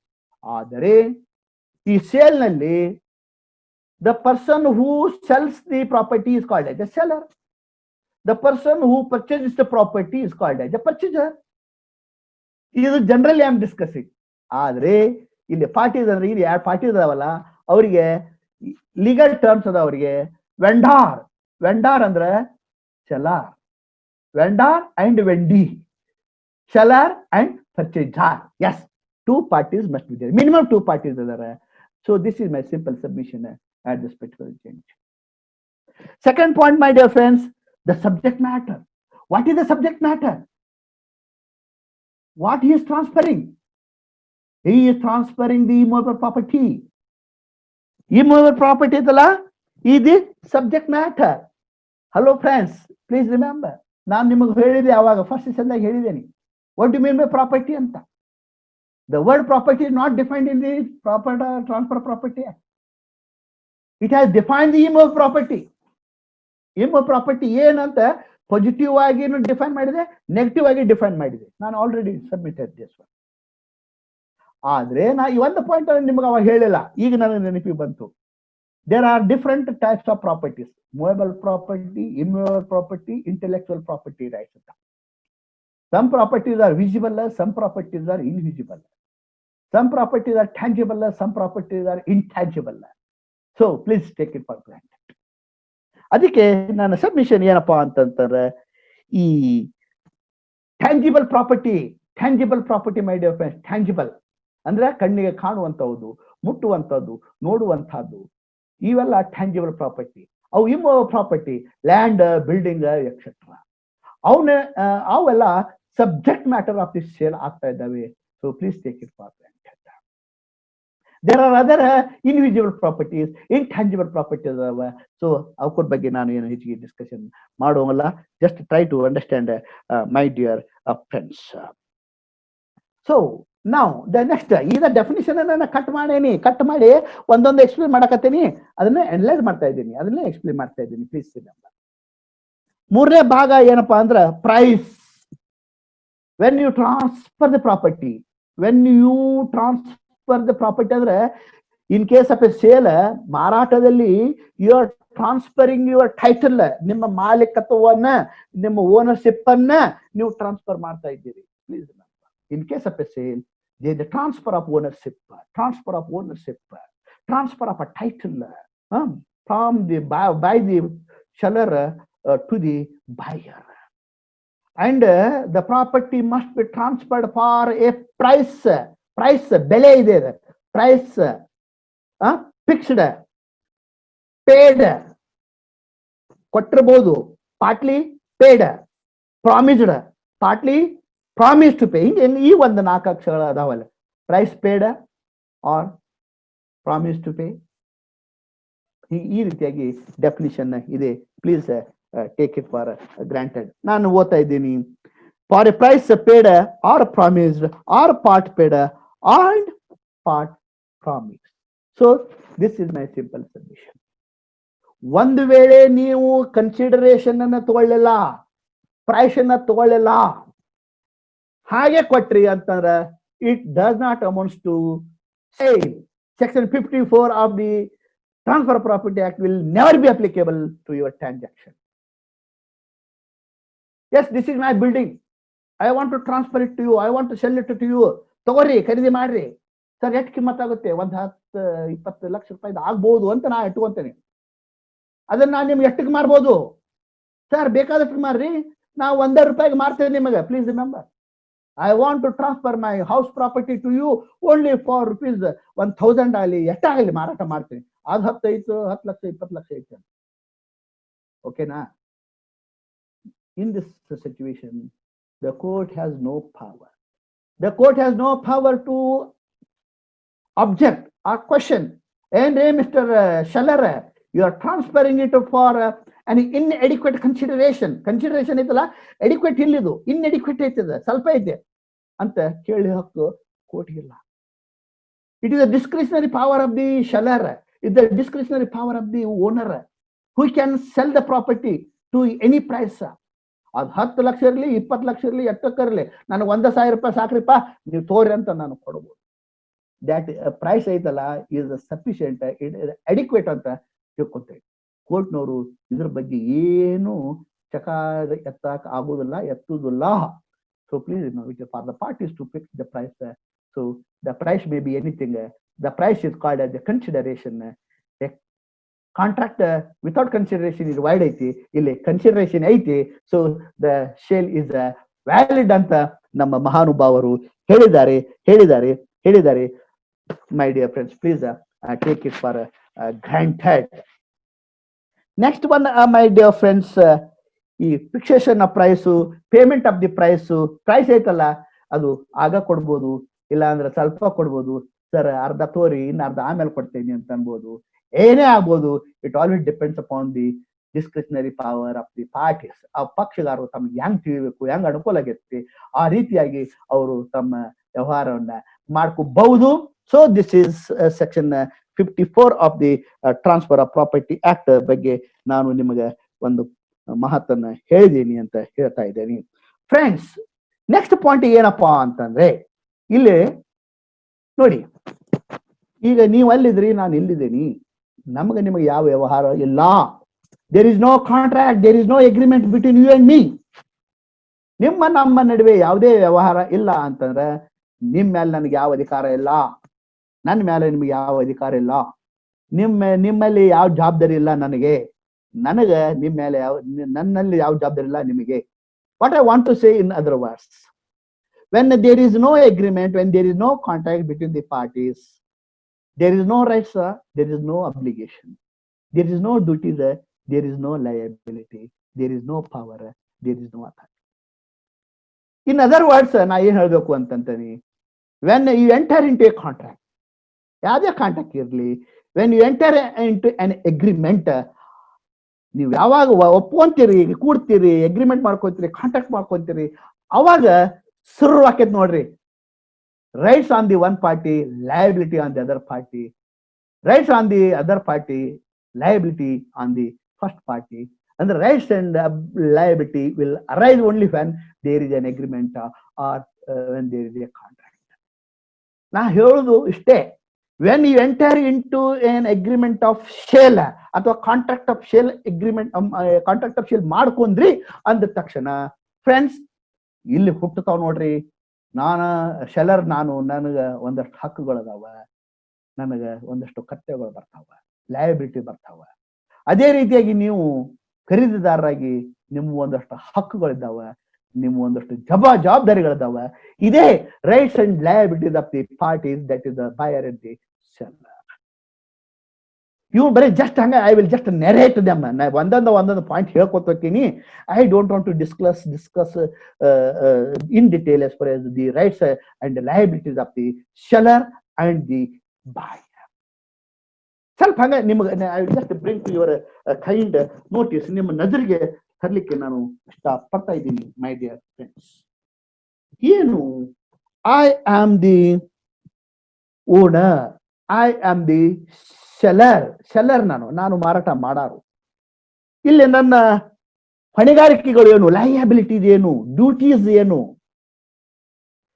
S my dear friends, ನನ್ನ ಡ್ಯೂಟೀಸ್ ಅದಾವೆ, ನನ್ನ ಹೊಣೆಗಾರಿಕೆ ಅದಾವೆ, ನನ್ನ ಹಕ್ಕುಗಳು ಸಹ ಇದ್ದಾವೆ ಮೈ ಡಿಯರ್ ಫ್ರೆಂಡ್ಸ್. ಹಂಗೆ ಹೇಳ್ಕೊಂತ ಹೋಗ್ತಾ ಇದ್ದೀನಿ. My duties first, my liability to the purchaser. ನೀವು ಖರೀದಿ ಮಾಡೋರು, ನಾನು ಮಾರಾಟ ಮಾಡೋ. ನನ್ನ ಜವಾಬ್ದಾರಿಗಳು ಏನು, ನಿಮಗೆ ಜವಾಬ್ದಾರಿ, ನಾನು ನಿಮ್ಗೆ ಜವಾಬ್ದಾರಿ ಇದ್ದೇನೆ. It's my liability, it's my duty. ಒಂದದ್ದು, as far as the property is concerned, disclose of material defects. ನಾ ಈ ಪ್ರಾಪರ್ಟಿ ಮಾರಾಟ ಮಾಡಕತ್ತೀನಿ ನಿಮಗಂದ್ರೆ ಇದರಲ್ಲಿ ಇದ್ದಂತ ಕೆಲವೊಂದು ಡಿಫೆಕ್ಟ್ಸ್ ಗಳನ್ನ ನಾನು ನಿಮಗೆ ಖಂಡಿತವಾಗಿ ಹೇಳಲೇಬೇಕು. It is my duty, it is the duty of the seller to disclose the material defect. Material ಅಂತಂದ್ರೆ ಅವರು ಈ ಮೆಟೀರಿಯಲ್ ಅಲ್ಲ, only material defect which I know, ನನಗೆ ಗೊತ್ತಿಲ್ಲದನ್ನ ನಿಮ್ಗೆ ಹೇಳಕ್ ಆಗೋದಿಲ್ಲ. ಸೊ ಈಗ ನೋಡಿ, ಇದು ನನ್ನ ಪ್ರಾಪರ್ಟಿ ಇದೆ, ಇದು ಹೌಸ್ ಪ್ರಾಪರ್ಟಿ ಅಂತ ತಿಳ್ಕೊಳ್ಳೋಣ. ಇದು ನಾನು ನಿಮ್ಗೆ ಮಾರಾಟ ಮಾಡಕ್ ಇದು ಮಾಡಿದೀನಿ, ನೀವು ಒಪ್ಕೊಂಡಿರಿ, ನೀವು ಖರೀದಿ ಮಾಡಕ್ ತಯಾರಿದ್ದೀರಿ. ಇದ್ರ ಬಗ್ಗೆ ನಾನು ಏನ್ ಹೇಳ್ಬೇಕು ಅಂದ್ರೆ, ಸರ್ ಇದ್ರ ಬಗ್ಗೆ ಒಂದು ಸುರಂಗ ಮಾರ್ಗ ಇದೆ, ಇದ್ದಿದ್ರೆ ಅದನ್ನ ಹೇಳ್ಬೇಕು. ನಿಮ್ಗೇನ್ ಗೊತ್ತಾಗುತ್ತೆ? ನಿಮ್ಗೆ ಗೊತ್ತಿದೆ ನನ್ನ ಪ್ರಾಪರ್ಟಿ ತಳ ಏನೈತೆ ಅನ್ನೋದು, ನನಗ್ ಗೊತ್ತೈತೆ. Which I know, I must, ನಾನು ನಿಮ್ಗೆ ಅದು ಖಂಡಿತವಾಗಿ ನಿಮಗೆ ಹೇಳಬೇಕು. ಸರ್, ನನ್ನ ಮನೆ ತಳಗೆ ಒಂದು ಸುರಂಗ ಮಾರ್ಗ ಇದೆ, ನನ್ನ ಮನೆ ತಳಗೆ ಒಂದು ಗಟಾರ್ ಇದೆ, ನನ್ನ ಮನೆ ತಳಗೆ ಒಂದು ಲೈಟಿನ ಒಂದು ವೈರ್ ಇದಾಗಿ ಹೋಗಿದೆ ಅಂತ ನಾನು ಇಂಥವೆಲ್ಲ ಹೇಳಬೇಕು. ಇದು ನನ್ನ ಲಯಬಿಲಿಟಿ, ಇದು ನನ್ನ ಲಯಬಿಲಿಟಿ ಅಂತಂದ್ರೆ ನಿಮ್ಮ ಹಕ್ಕು ಆಗುತ್ತೆ. ಇಟ್ ಈಸ್ ಯುವರ್ ರೈಟ್ ಆಗುತ್ತೆ my dear friends. Please try to understand. ಅದೇ ರೀತಿಯಾಗಿ when I want to sell my property, ನನ್ನ ಪ್ರಾಪರ್ಟಿನ ನಿಮಗೆ ಮಾರಾಟ ಮಾಡಬೇಕು ಅಂತಂದ್ರೆ ನನ್ನ ಹೊಣೆಗಾರಿಕೆ ಅಲ್ವಾ, ನನ್ನ ಡ್ಯೂಟಿ ಅಲ್ವಾ? ಏನು? Production of the title deeds. ಹೌದಲ್ಲೋ? ಈ ಆಸ್ತಿಯ ಮಾಲೀಕ ನಾನೇ, ತಗೋರಿ ಇವೆಲ್ಲ ಡಾಕ್ಯುಮೆಂಟ್ಸ್ ಅಂತ ನಾನು ನಿಮ್ಗೆ ತೋರಿಸ್ಬೇಕು ಬ್ಯಾಡೋ? ನಿಮ್ಗೆ ತೋರಿಸಲೇ ನೀವು ಖರೀದಿ ಮಾಡ್ತೀರಾ? ನಿಮಗೆ ಖರೀದಿ ಮಾಡ್ಲಿಕ್ಕೆ ಸಾಧ್ಯನಿಲ್ಲ, ನೀವು ಮಾಡೋದನ್ನಿಲ್ಲ. So my duty is, my liability is to produce the title deeds. Yes, these are the title deeds. This is my ancestral property, or this is my self-acquired property. So I have purchased from so and so. So these are the documents. Anta na nimage helbeku swami. It is my duty. ಅದೆಲ್ಲ ಕೇಳಕ್ ಹೋಗ್ಬೇಡ್ರಿ, ಸುಮ್ಮನೆ ಹಿಂಗ ಐತೆ ಖರೀದಿ ಮಾಡ್ತೀರಿ ಮಾಡ್ರಿ, ಎಲ್ಲ ಬಿಟ್ಬಿಡ್ರಿ ಅಂತ ಅನ್ನಲಿಕ್ಕೆ ನನಗೆ ಸಾಧ್ಯನಿಲ್ಲ. ಹಂಗಂದ್ರು ಸಹಿತ ನೀವು ಕೇಳ್ತೀರ, ಯಾಕಪ್ಪ ತಮ್ಮ ನಾವೇನ ನಮ್ಗೇನ್ ಹಂಗಾಗ ದಾನ ಮಾಡಕತ್ತೀನ, ಖರೀದಿ ಮಾಡಕತ್ತೇವಿ, ನಿಂಗೆ ರೊಕ್ಕ ಕೊಡ್ತೇವಿ, ಡಾಕ್ಯುಮೆಂಟ್ಸ್ ತೋರ್ಸು, ಎಲ್ಲಿಂದ ಬಂದೈತಿ, ಹೆಂಗ್ ಬಂದೈತಿ, ಯಾರಿಂದ ಖರೀದಿ ಮಾಡಿ, ಎಂದ್ ಖರೀದಿ ಮಾಡಿ, ಯಾವಾಗ ಖರೀದಿ ಮಾಡಿ, ಎಷ್ಟು ಖರೀದಿ ಮಾಡಿ, ಏನು ಅದ್ರದ್ದು ಅಂತ ಹೇಳೋ ತಮ್ಮ ಅಂತ ನೀವು ನನ್ ಕೇಳ್ತೀರಿ. ಅಂದ್ರೆ ನನ್ನ ಲಯಬಿಲಿಟಿ ಇದೆ, ನಿಮ್ಮ ಹಕ್ಕು ಇದೆ ಅಂತ. All the liabilities of the seller or the rights of the buyer. Please remember. Okay, next my dear friends, ನೀವು ಇಷ್ಟಕ್ಕೆ ಸುಮ್ಮನೆ ಆಗುದಿಲ್ಲ. Purchaser will not be keep quiet. ಮತ್ ಕೇಳ್ತಾನ, he put questions to me, ask different questions. Sir ಇದು ಹೆಂಗ, sir ಅದ್ ಹೆಂಗ, ಅದ್ ಹೆಂಗ್ ಬಂತು, ಇದು ಹೆಂಗ್ ಬಂತು ಅಂತ ನೀವು ಪ್ರಶ್ನೆ ಕೇಳ್ತೀರಿ. When you ask a question to me, then it is my duty to answer to your questions. I have to satisfy you. Don't you think that I have to satisfy you when you put the questions to me? Because I am selling my property, you are purchasing my property. Yes, my dear friends, it is my duty, it is my liability to answer your concern. So please remember. ಮುಂದೆ ಆಯ್ತಪ್ಪ, ಖರೀದಿ ಮಾಡಿ ಕೊಡಕ್ ತಯಾರದೇನಿ. Execution of conveyance execute ಮಾಡ್ಬೇಕು ನಾನು. Conveyance you have studied pleading, drafting and conveyancing. ನಾ execution of conveyance ಮಾಡಿ ನಿಮ್ಗೆ ಎಕ್ಸಿಕ್ಯೂಟ್ ಮಾಡಿ ಕೊಡಬೇಕು. It is my liability. ಅಷ್ಟೇ ಅಲ್ಲ, ನೆಕ್ಸ್ಟ್ ಲಯಬಿಲಿಟಿ ಏನಪ್ಪಾ ಅಂದ್ರೆ payment of the outgoings. ನಾನು ಪ್ರಾಪರ್ಟಿ ಮೇಲೆ ಕೊಡತಕ್ಕಂತ ಎಲ್ಲ ಔಟ್ ಗೋಯಿಂಗ್ಸ್ ಲಯಬಿಲಿಟಿ, ಸರ್ಕಾರಿ ಕೊಡುದು ಬಿಡುದೆಲ್ಲ ನಾ ಕೊಡ್ಲೇಬೇಕು. It is my liability. ನಾ ಕೊಡಂಗಿಲ್ರಿ, ನೀವ ಬೇಕಾದ್ರೆ ಕೊಡ್ರಿ, ಬೇಡ್ರಿ ಬಿಡ್ರಿ ಅಂತ ನನಗೆ ಅನ್ನಕ ಬರೋಲ್ಲ. ಸೊ ಇಷ್ಟ ಅಲ್ದ ಮೈ ಡಿಯರ್ ಫ್ರೆಂಡ್ಸ್, ಆ ಪ್ರಾಪರ್ಟಿ ಅಗ್ರಿಮೆಂಟ್ ಆದ ನಂತರ ಆ ಪ್ರಾಪರ್ಟಿ ಬಗ್ಗೆ ಕೇರ್ ಮಾಡಬೇಕು. Care of the property and care of the title deeds, ಇವೆಲ್ಲ ನನ್ನ ಜವಾಬ್ದಾರಿ ಇದಾವೆ. I have to do it. I have to discharge these duties and discharge the liabilities ಅಂತ ಹೇಳ್ತಾ ಇದ್ದಾರೆ. ಸೊ ಮೈ ಡಿಯರ್ ಫ್ರೆಂಡ್ಸ್, ಇವೆಲ್ಲ ಡ್ಯೂಟೀಸ್ ಅದಾವಲ್ಲ, before completion of the sale complete ಆಗೋಕ್ಕಿಂತ ಮೊದಲಿಂದ ನನ್ನ ಹಕ್ಕುಗಳು, ಮೊದಲಿಂದ ನನ್ನ ಕರ್ತವ್ಯ. ಈಗ next after completion of sale, ನೋಡ್ರಿ, ಆಯ್ತು, ಸೇಲ್ ಕಂಪ್ಲೀಟ್ ಆಯ್ತು, ನಿಮಗ್ ಪ್ರಾಪರ್ಟಿ ಮಾರಾಟ ಮಾಡಿದೆ. ಕಂಪ್ಲೀಟ್ ಆದ ನಂತರನು ನನ್ನ ಒಂದಷ್ಟು ಕರ್ತವ್ಯಗಳದಾವು. ಏನಪ್ಪಾ ಅಂತಂದ್ರೆ ಟು ಗಿವ್ ಪೊಸೆಷನ್, ನಾನು ನಿಮಗೆ ಸ್ವಾಧೀನತೆಯನ್ನ ಕೊಡಬೇಕು. ಕೊಡ್ಲೇ ಬೇಡ? ನಿಮ್ಗೆ ಸ್ವಾಧೀನತೆ ಬೇಕೋ ಬೇಡೋ? ಈ ಪ್ರಾಪರ್ಟಿದು ಮಾರಾಟ ಮಾಡಿದೇನಿ, ಸ್ವಾಧೀನತೆ ಕೊಡ್ಬೇಕಲ್ಲ. Yes, my duty after completion of sale ಐತಲ್ಲ, to give possession. Yes, possession is very important in the transactions. ಯಾಕೆ ಅಂದ್ರೆ ನನಗೆ 100% ಗೊತ್ತು, ನೀವೆಲ್ಲ ಕೇಸ್ ಫೈಲ್ ಮಾಡ್ತೀರಿ, ಕೇಸ್ ಕೋರ್ಟ್ನಲ್ಲಿ ವಾದ ಮಾಡ್ತೀರಿ, ಅವೆಲ್ಲ ಹೆಚ್ಚು ಕಡಿಮೆ ಕೇಸು ಪೊಸೆಷನ್ ಮೇಲೆ ಇರ್ತದೆ. Possession place A very important rule ಅಂತ ನನ್ನ ಒಂದು ಅಭಿಪ್ರಾಯ. ಶೂಟ್ ಫಾರ್ ಪೊಸೆಷನ್ ಹಾಕ್ತಿರಿ, ಶೂಟ್ ಫಾರ್ ಪಾರ್ಟಿಷನ್ ಹಾಕ್ತಿರಿ, ಶೂಟ್ ಫಾರ್ ಡಿಕ್ಲರೇಷನ್ ಹಾಕ್ತಿರಿ, ಶೂಟ್ ಫಾರ್ ಇಂಜಂಕ್ಷನ್ ಹಾಕ್ತಿರಿ, ಶೂಟ್ ಫಾರ್ ಮ್ಯಾಂಡೇಟರಿ ಇಂಜಂಕ್ಷನ್ ಹಾಕ್ತಿರಿ, ಶೂಟ್ ಫಾರ್ ಪರ್ಮನೆಂಟ್ ಇಂಜಂಕ್ಷನ್ ಹಾಕ್ತಿರಿ. ಏನ್ ಒಟ್ಟ ಹಾಕ್ತಿರಿ. ಪೊಸೆಷನ್ ಬಗ್ಗೆ ಕೇಳ್ತೀರಿ ನೀವು. ಪೊಸೆಷನ್ ನಿನ್ ಸ್ವಾಧೀನತೆ ಐತಿರಿ, ಪೊಸೆಷನ್ ಕೊಟ್ಟರು ಇಲ್ರಿ, ಪೊಸೆಷನ್ ಐತೆ ಅಂತ ಹೇಳ್ಬೇಕು ನೀವು ಅಂತ ಹೇಳ್ತೀರಿ. ನೀವು even they are not in possession, use to plead that we are in possession ಅಂತ ಹೇಳ್ತೀರಿ. ಅದಕ್ಕೆ so in case of a sale, it is my liability, it is my duty after completion of a sale to give the possession of the property. Second point, my dear friends, to covenant for title implied, ನನ್ನ ಮಾಲೀಕತ್ವವನ್ನು ಸಹಿತ ನಾನು ನಿಮಗೆ ಕೊಟ್ಟು ಬಿಟ್ಟಿದ್ದೇನೆ. Please remember. ಅಷ್ಟೇ ಅಲ್ಲ, next duty is to deliver title deeds. Delivery of title deeds, ನನ್ನ ಆಸ್ತಿಗೆ ಸಂಬಂಧಪಟ್ಟಂತ ಎಲ್ಲ ಕಾಗದ ಪತ್ರಗಳನ್ನ, ಮಾಲೀಕತ್ವ ಪತ್ರಗಳನ್ನ ನಾನು ನಿಮಗೆ ಟ್ರಾನ್ಸ್ಫರ್ ಮಾಡಬೇಕು, ಡೆಲಿವರಿ ಮಾಡಬೇಕು, ಕೊಡಬೇಕು ಅಂತ ನಾನು ನಿಮಗೆ ಹೇಳ್ತಾ ಇದ್ದೀನಿ. ಇಲ್ಲಿ ಒಂದು ಪಾಯಿಂಟ್ ಅನ್ನ ಕೊಡ್ತಾ ಹೇಳ್ತಾ ಇದ್ದೀನಿ, ಟು ಗಿವ್ ಪೊಸೆಷನ್ ಅಂತ. ಬಹಳ ಸಿಂಪಲ್, ಬಹಳ ಮಜಾ ಐತ್ರಿ ಇದು. ಪೊಸೆಷನ್ ಅಂತ ಏನು? Possession may be given actual possession ಅಂತ. ಆಕ್ಚುಯಲ್ ಪೊಸೆಷನ್ ಇರ್ಬೋದು, ಇಂಪ್ಲಾಯ್ಡ್ ಪೊಸೆಷನ್ ಇರ್ಬೋದು. ಗೊತ್ತೈತೆ ನಿಮಗೆ ಎಕ್ಸ್ಪ್ರೆಸ್, ಎಂಪ್ಲಾಯ್ಡ್ ಎಕ್ಸ್ಪ್ರೆಸ್ ಅಂತ.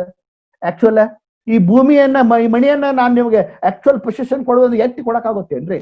ಇಲ್ಲ, ಐ ಕ್ಯಾನಾಟ್ ಏನು give the possession. Actual possession ಅಂದ್ರೆ ಏನು? ಅದ್ರದ್ದು ಮನಿ ಚಾವಿ ಕೊಟ್ಟರೆ ಸಾಕು, ಹೊಲದ ಟೈಟಲ್ ಲಿಸ್ಟ್ ಎಲ್ಲ ಕೊಟ್ಟರೆ ನಿಮ್ ಕೈ ತೋರಿಪ ಅಂತ ಹೋಗಿ ಕೊಟ್ಬಿಟ್ರೆ ಸಾಕು. So this is very very simple. Next my dear friends, ಇದರಲ್ಲಿ ಇಷ್ಟು ತನಕ ನಾನು ನಿಮ್ ಕೂಡ ಏನ್ ಡಿಸ್ಕಷನ್ ಮಾಡಿದೆ ಅಂತಂದ್ರೆ liabilities of the seller discussion ಮಾಡಿದೆ. ಈಗ rights of the seller, rights of the seller, ನಾನೇ seller, I am the owner, I have some rights, ನಾನು ಒಂದಷ್ಟು ಹಕ್ಕುಗಳು ಇದ್ದಾವೆ. ಅದು before completion of the sale ಒಂದು and after completion of the sale ಒಂದು. Before completion of the sale ನನ್ನ ಹಕ್ಕು ಏನು? Before completion of the sale ನನ್ನ ಹಕ್ಕು ಏನು? ಇದು ನನ್ನ ಪ್ರಾಪರ್ಟಿ, ಇದು ನನ್ನ ಪ್ರಾಪರ್ಟಿ, ನಾನು ಓನರ್, ನನ್ನ ಹಕ್ಕುಗಳು ಏನು ಮಾರಾಟ ಮಾಡೋದಕ್ಕಿಂತ ಮೊದಲ ಅಂತ ನೀವು ಏನಾದ್ರೂ ಪ್ರಶ್ನೆ ಕೇಳಿದ್ರೆ, I am having a right to rent. Rent ಏನಿರ್ತಾವಲ್ಲ, ಆ ರೆಂಟ್ಗೆ ನಾನೇ ಹಕ್ಕುದಾರಿದ್ದೀನಿ. I have a right to rent and profits, ಏನಾದ್ರು ಪ್ರಾಫಿಟ್ಸ್ ಬರ್ದಿತ್ತಂದ್ರೆ ಅದು ನನಗೆ ಬರಬೇಕು before sale is concern.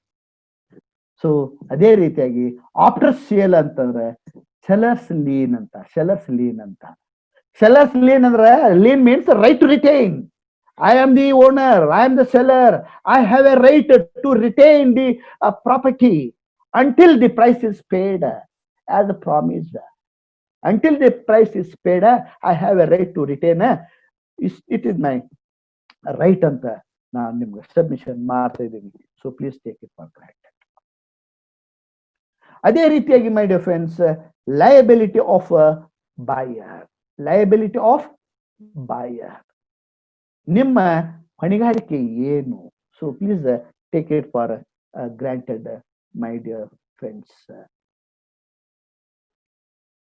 Liability of buyer, ನಾನು ಇಷ್ಟೊತ್ತಿಗೆ ಹೇಳಿದೆ rights of the seller and liability of the seller discussion ಮಾಡಿದೆ. ಅದೇ ರೀತಿಯಾಗಿ liabilities of the buyer and rights of the buyer.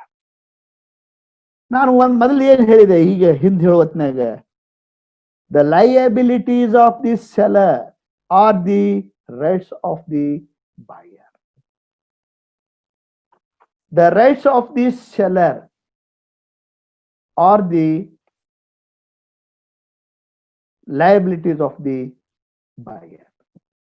ಈಗ liability of buyer, before completion of a sale, ನೀವೇ ನನ್ನ ಪ್ರಾಪರ್ಟಿನ ಖರೀದಿ ಮಾಡ್ತಾ ಇದ್ದೀರಿ, ನೀವು ಕೆಲವೊಂದು ಜವಾಬ್ದಾರಿಗಳಿದಾವೆ ನಿಮಗೆ. ಅದೇ liability of buyer before completion of the sale. ಏನು ನಿಮ್ಮ ಜವಾಬ್ದಾರಿ, ಏನು ನಿಮ್ಮ ಹಕ್ಕು ಅಂತಂದ್ರೆ ಡ್ಯೂಟಿ ಟು ಡಿಸ್ಕ್ಲೋಸ್ ಅಂತ ಅಂದಿದ್ದಾರೆ. ಇದ್ರ ಬಗ್ಗೆ ನಾ ತರವಾಗಿ ಡಿಸ್ಕಷನ್ ಮಾಡಕ್ ಹೋಗುದಿಲ್ಲ. You have to disclose the material fact to the seller ಅಂತ. ಅದು it depends upon the facts and circumstances ಐತಿ. ಅದ್ರ ಬಗ್ಗೆ ನಾ ಡಿಸ್ಕಷನ್ ಮಾಡಕ್ ಹೋಗುದಿಲ್ಲ. ನೆಕ್ಸ್ಟ್ ಲಯಬಿಲಿಟಿ ಏನಪ್ಪಾ ಅಂದ್ರೆ ಪೇಮೆಂಟ್ ಆಫ್ ಪ್ರೈಸ್. ಹೌದು, when you purchase my property, is it not your duty to pay the price? Payment of price is the liability of the buyer. Next, after completion of a sale complete ಆಗೈತಿ, ನಿಮ್ಮ ಜವಾಬ್ದಾರಿ ಏನು, liability ಏನು ಅಂತಾರೆ, to bear loss to the property and to pay the outgoings. ನೀವು ಮುಂದೆ ಖರೀದಿ ಮಾಡಿದ ಏನೇನು ಸರ್ಕಾರಕ್ಕೆ ಕೊಡಬೇಕು, ಎಲ್ಲೆಲ್ಲಿ ಏನು ಕೊಡಬೇಕು, ಅವು ನೀವೇ ಕೊಡಬೇಕು. ಅವು ನಿಮ್ಮ ಜವಾಬ್ದಾರಿ ಆಗ್ತಾವ. ನಮಗೇನು ಸಂಬಂಧ ಪಟ್ಟಿರೋಲ್ಲ, ನಮಗೆ ಸಂಬಂಧ ಇಲ್ಲವೇ ಇಲ್ಲ ಅಂತ ನಾನು ಹೇಳ್ತಾ ಇದ್ದೀನಿ. ಅದೇ ರೀತಿಯಾಗಿ rights of the buyer rights ಅದಾವ. ಬಾಯರ್ಸ್ ಲೇನ್ ಅಂತದ, ಅಥವಾ ಖರೀದಿ ಮಾಡಿದ ಏನಾದ್ರು benefits, improvements, rents, profits, etcetera etcetera etcetera, ಅದು ನಿಮಗೆ ಮುಟ್ಟುತ್ತೆ ಅಂತ ನಾನು ಇಷ್ಟು ಹೇಳ್ತಾ ನನ್ನ ಒಂದು ಚಾಪ್ಟರ್ದ ಮುಗಿಸ್ತಾ ಇದ್ದೀನಿ. ಇಲ್ಲೇ ಇನ್ನೊಂದು ಪಾಯಿಂಟ್ ಅನ್ನ ನಾನು ನಿಮಗೆ ಹೇಳಲಿಕ್ಕೆ ಇಷ್ಟಪಡ್ತಾ ಇದ್ದೀನಿ. ಈ ಸೇಲ್ನಲ್ಲಿ ಒಂದು ಪಾಯಿಂಟ್ ಇದೆ. ಸೊ ಅದನ್ನ ಹೇಳಲಿಕ್ಕೆ ನಾ ಇಷ್ಟಪಡ್ತೀನಿ. ಅದು ಬಹಳ ಇಂಪಾರ್ಟೆಂಟ್ ಇದೆ ನಿಮಗೆ.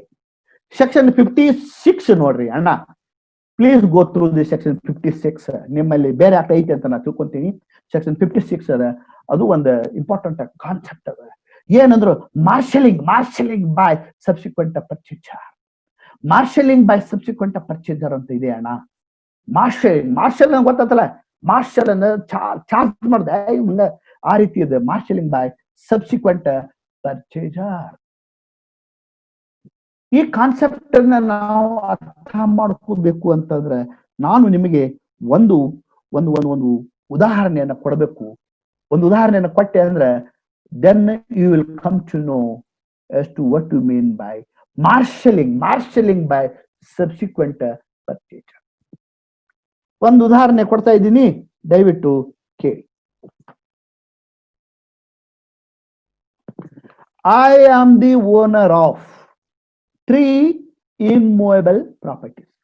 ಉದಾಹರಣೆ ಕೊಡ್ತಾ ಇದ್ದೇನೆ ನಿಮಗೆಲ್ಲ, ಅಂದ್ರೆ ನಿಮ್ಗೆ ಅರ್ಥ ಆಗುತ್ತೆ ಅಂತ. I am the owner of 3 immovable properties X, Y, Z.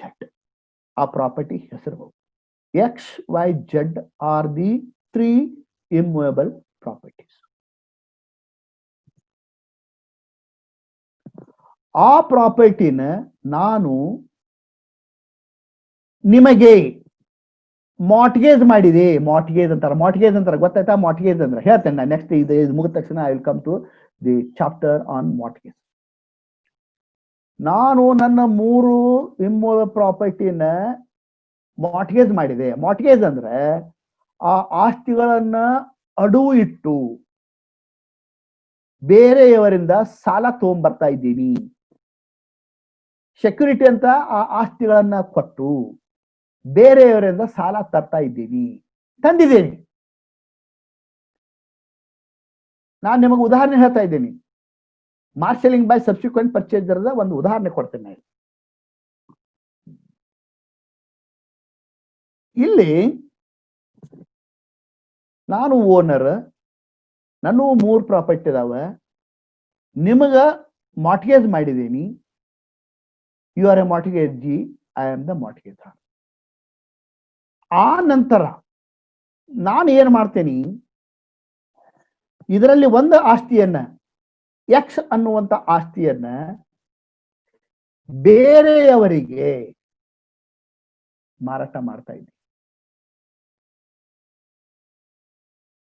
ನಾನು ಉದಾಹರಣೆ ಕೊಟ್ಟಿದ್ದೀನಿ. Once again I am repeated. I am the owner of 3 immovable properties X, Y, Z. I have mortgaged those properties to you. ನೀವು mortgage ಮಾಡಿದ್ದೇನೆ. ಅವನ ನಿಮಗೆ ಆಧಾರವಾಗಿ ಕೊಟ್ಟು ನಿಮ್ಮಿಂದ ಸಾಲವನ್ನ ತಂದಿದ್ದೇನೆ.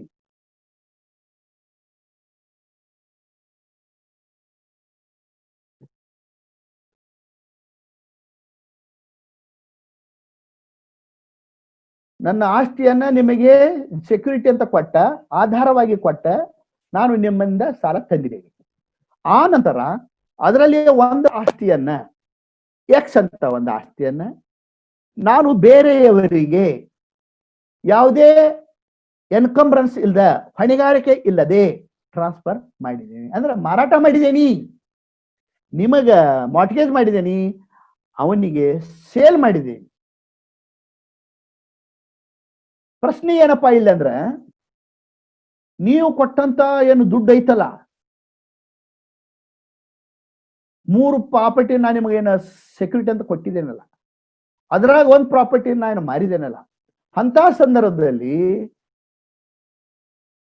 ಈ ಮಾರ್ಟ್ಗೇಜಿ ಅಂತ ಒಂದು ವ್ಯಕ್ತಿ ಅದನ್ನ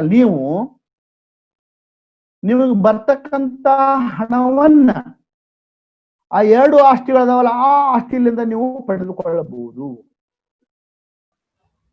ನೀವು ಮಾರ್ಟ್ಗೇಜಿ ಆಗಿ ನನಗಾಗಲಿ, ನನಗಂತೂ ಏನ್ ಮಾಡಕ್ಕಾಗಲ್ಲ, ನೀವು ನನ್ನ ಆಸ್ತಿನ ಖರೀದಿ ಮಾಡದಂತ ವ್ಯಕ್ತಿ ವಿರುದ್ಧ ಏನು ಮಾಡ್ಲಿಕ್ಕೆ ಬರೋಲ್ಲ. ನೀವು ಅವನ್ನ ಹೋಗಿರಿ, ರೀ ಆ ಆಸ್ತಿಯನ್ನ ನನಗೆ ಮಾರ್ಟ್ಗೇಜ್ ಮಾಡಿದಾರೆ ಮಾಲಕರು, ನೀವ್ಯಾಕದನ್ನ ಖರೀದಿ ಮಾಡಿದ್ರಿ ಅಂತ ನೀವೇನಾದ್ರೂ ಅವಾಗ ಅವಾಜ್ ಹಾಕಿದ್ರ ಏನ್ ಮಾಡ್ತಾರ, ಮಾರ್ಷಲ್ ಮಾಡ್ತಾನ. ಮಾರ್ಷಲಿಂಗ್ ಬೈ ಸಬ್ಸಿಕ್ವೆಂಟ್ ಪರ್ಚೇಸರ್ ರೀ. ಅವನ ಸಬ್ಸಿಕ್ವೆಂಟ್ ಪರ್ಚೇಸರ್ ಮಾರ್ಷಲ್ ಮಾಡ್ತಾನ. ಏ ಮಿಸ್ಟರ್, 2 ಸಲ ಕೊಟ್ಟಿನಿ, ಇನ್ನು ನಿನ್ನ ಹತ್ರ 2 ಪ್ರಾಪರ್ಟಿ ಅದಾವ, ಆ ಪ್ರಾಪರ್ಟಿ ಮೇಲೆ ನೀವು ಸೆಕ್ಯೂರಿಟಿ ಅಂತ ಕೊಟ್ಟಾರ, ಅವನು ಉಪಯೋಗ ಮಾಡ್ಕೋ, ನಿನ್ನ ಅಮೌಂಟ್ ಏನೈತಿ ಅದನ್ನ ರಿಕವರ್ ಮಾಡ್ಕೋ.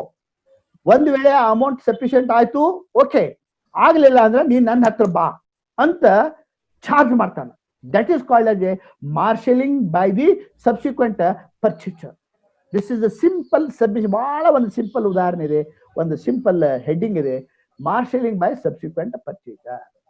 Subsequent purchase next chapter Mortgage of immovable property, sir. Sir, mortgage of immovable property, once again I request all my friends to go through section 58 of the Transfer of Property Act. Please, sir, all of you. ಅದನ್ನು ನೋಡಿದರೆ ನಿಮಗೆ easy ಆಗುತ್ತೆ. Mortgage of immovable property. Sir, section 58. Mortgage, mortgagor, mortgagee, mortgage money, and mortgage deed. These are the concepts which have been defined. Sir, mortgage ಅಂದ್ರೆ ಏನು ಅಂತ ಹೇಳುತ್ತೆ. Mortgage is the transfer of an interest. My dear friends, ಈ definition ಅನ್ನ ನಾನು analyse ಮಾಡ್ತಾ ಇದ್ದೀನಿ, ಅದನ್ನ ಪೀಸ್ ಮಾಡ್ತಾ ಇದ್ದೀನಿ, ಅದನ್ನ ಕಟ್ ಮಾಡ್ತಾ ಇದ್ದೀನಿ. So you will understand what exactly is the meaning of the mortgage ಅಂತ. ಮಾರ್ಟ್ಗೇಜ್ ಅಂದ್ರೆ a mortgage is the transfer. Mortgage is the transfer. ಏನು transfer of an interest. Interest is important concept in this definition. In a specific immovable property, the property ಐತಲ್ಲ, immovable property ಐತಲ್ಲ, must be specific, ನಿರ್ದಿಷ್ಟವಾದಂತ ಆಸ್ತಿ, ಸ್ಥಿರ ಆಸ್ತಿ, for the purpose of securing. ಎದಕ್ಕೆ ನೀವು property ಕೊಡ್ತಾ ಇದ್ದೀರಿ? For the purpose of securing, security ಅಂತ ಕೊಡ್ತಾ ಇದ್ದೀರಿ. Securing the payment of money advanced, payment of money advanced, ಕೊಟ್ಟಿದ್ದು ಆಲ್ರೆಡಿ, ಅಥವಾ ಟು ಬಿ ಅಡ್ವಾನ್ಸ್ಡ್, ಮುಂದೆ ಕೊಡುವುದು by way of lone. That is an existing or future debt or the performance of an engagement which may give rise to a pecuniary liability.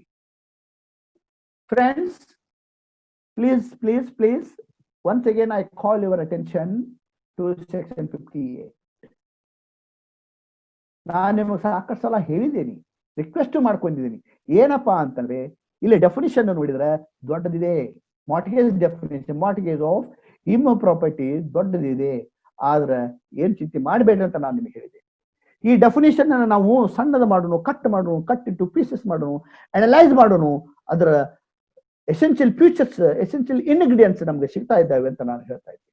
Once again I am just repeating this. Mortgage of immovable property ಅಂದರೆ a mortgage is the transfer. Please remember, this is one ingredient. Mortgage is the transfer. Okay, one ingredient. Transfer of an interest. Please remember, interest ಅನ್ನು ನೀವು transfer ಮಾಡ್ತಾ ಇದ್ದೀರಿ. ಎದರಲ್ಲಿ? In specific immovable ಪ್ರಾಪರ್ಟಿನ. ಯಾಕೆ?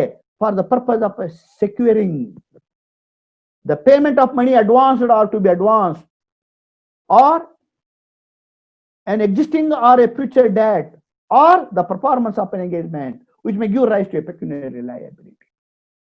ಸ್ನೇಹಿತರೆ, ಈ ಒಂದು ಡೆಫಿನಿಷನ್ ಅನ್ನ ನೀವು ಅನಲೈಸ್ ಮಾಡಿದ್ದೆ ಆದ್ರೆ, ಕಟ್ ಇಂಟು ಪೀಸಸ್ ಆದ್ರೆ, you will get the following ingredients. ಇಲ್ಲಿ ನಿಮ್ಗೆ ಒಂದಷ್ಟು ಪಾಯಿಂಟ್ಸ್ ಅನ್ನು ಸಿಗ್ತಾ ಇದೆ. Friends, please remember, I have already made it very clear in the earlier ಇದರಲ್ಲಿ. The person who transfers the property is called as a transferor. To whom the property is transferred is called as a transferee. ಆದರೆ in case of a sale ನಲ್ಲಿ ನಾನೇನ್ ಹೇಳಿದೆ? Seller is called as the vendor, buyer is called as a vendee ಅಂದೆ. ಅದೇ ರೀತಿಯಾಗಿ in case of a mortgage also ಅಲ್ಲಿ legal terms ಅದಾವ, ಆ ಶಬ್ದಗಳನ್ನು ಮಾತ್ರ ನಾವು ಉಪಯೋಗಿಸಬೇಕು. ಅಂದಾಗ ಮಾತ್ರ we may say that there is a mortgage ಅಂತ ಅನ್ನಕ್ಕಾಗುತ್ತೆ. ಈ ಶಬ್ದಗಳನ್ನು ನೀವು ಉಪಯೋಗ ಮಾಡಲಿಲ್ಲ ಅಂತಂದ್ರೆ it is very difficult to understand what exactly is the transaction. ಇಲ್ಲಿ in case of a mortgage ನಲ್ಲಿ ಟೂ ಪಾರ್ಟೀಸ್ ಅಂತ ಹೇಳಿ,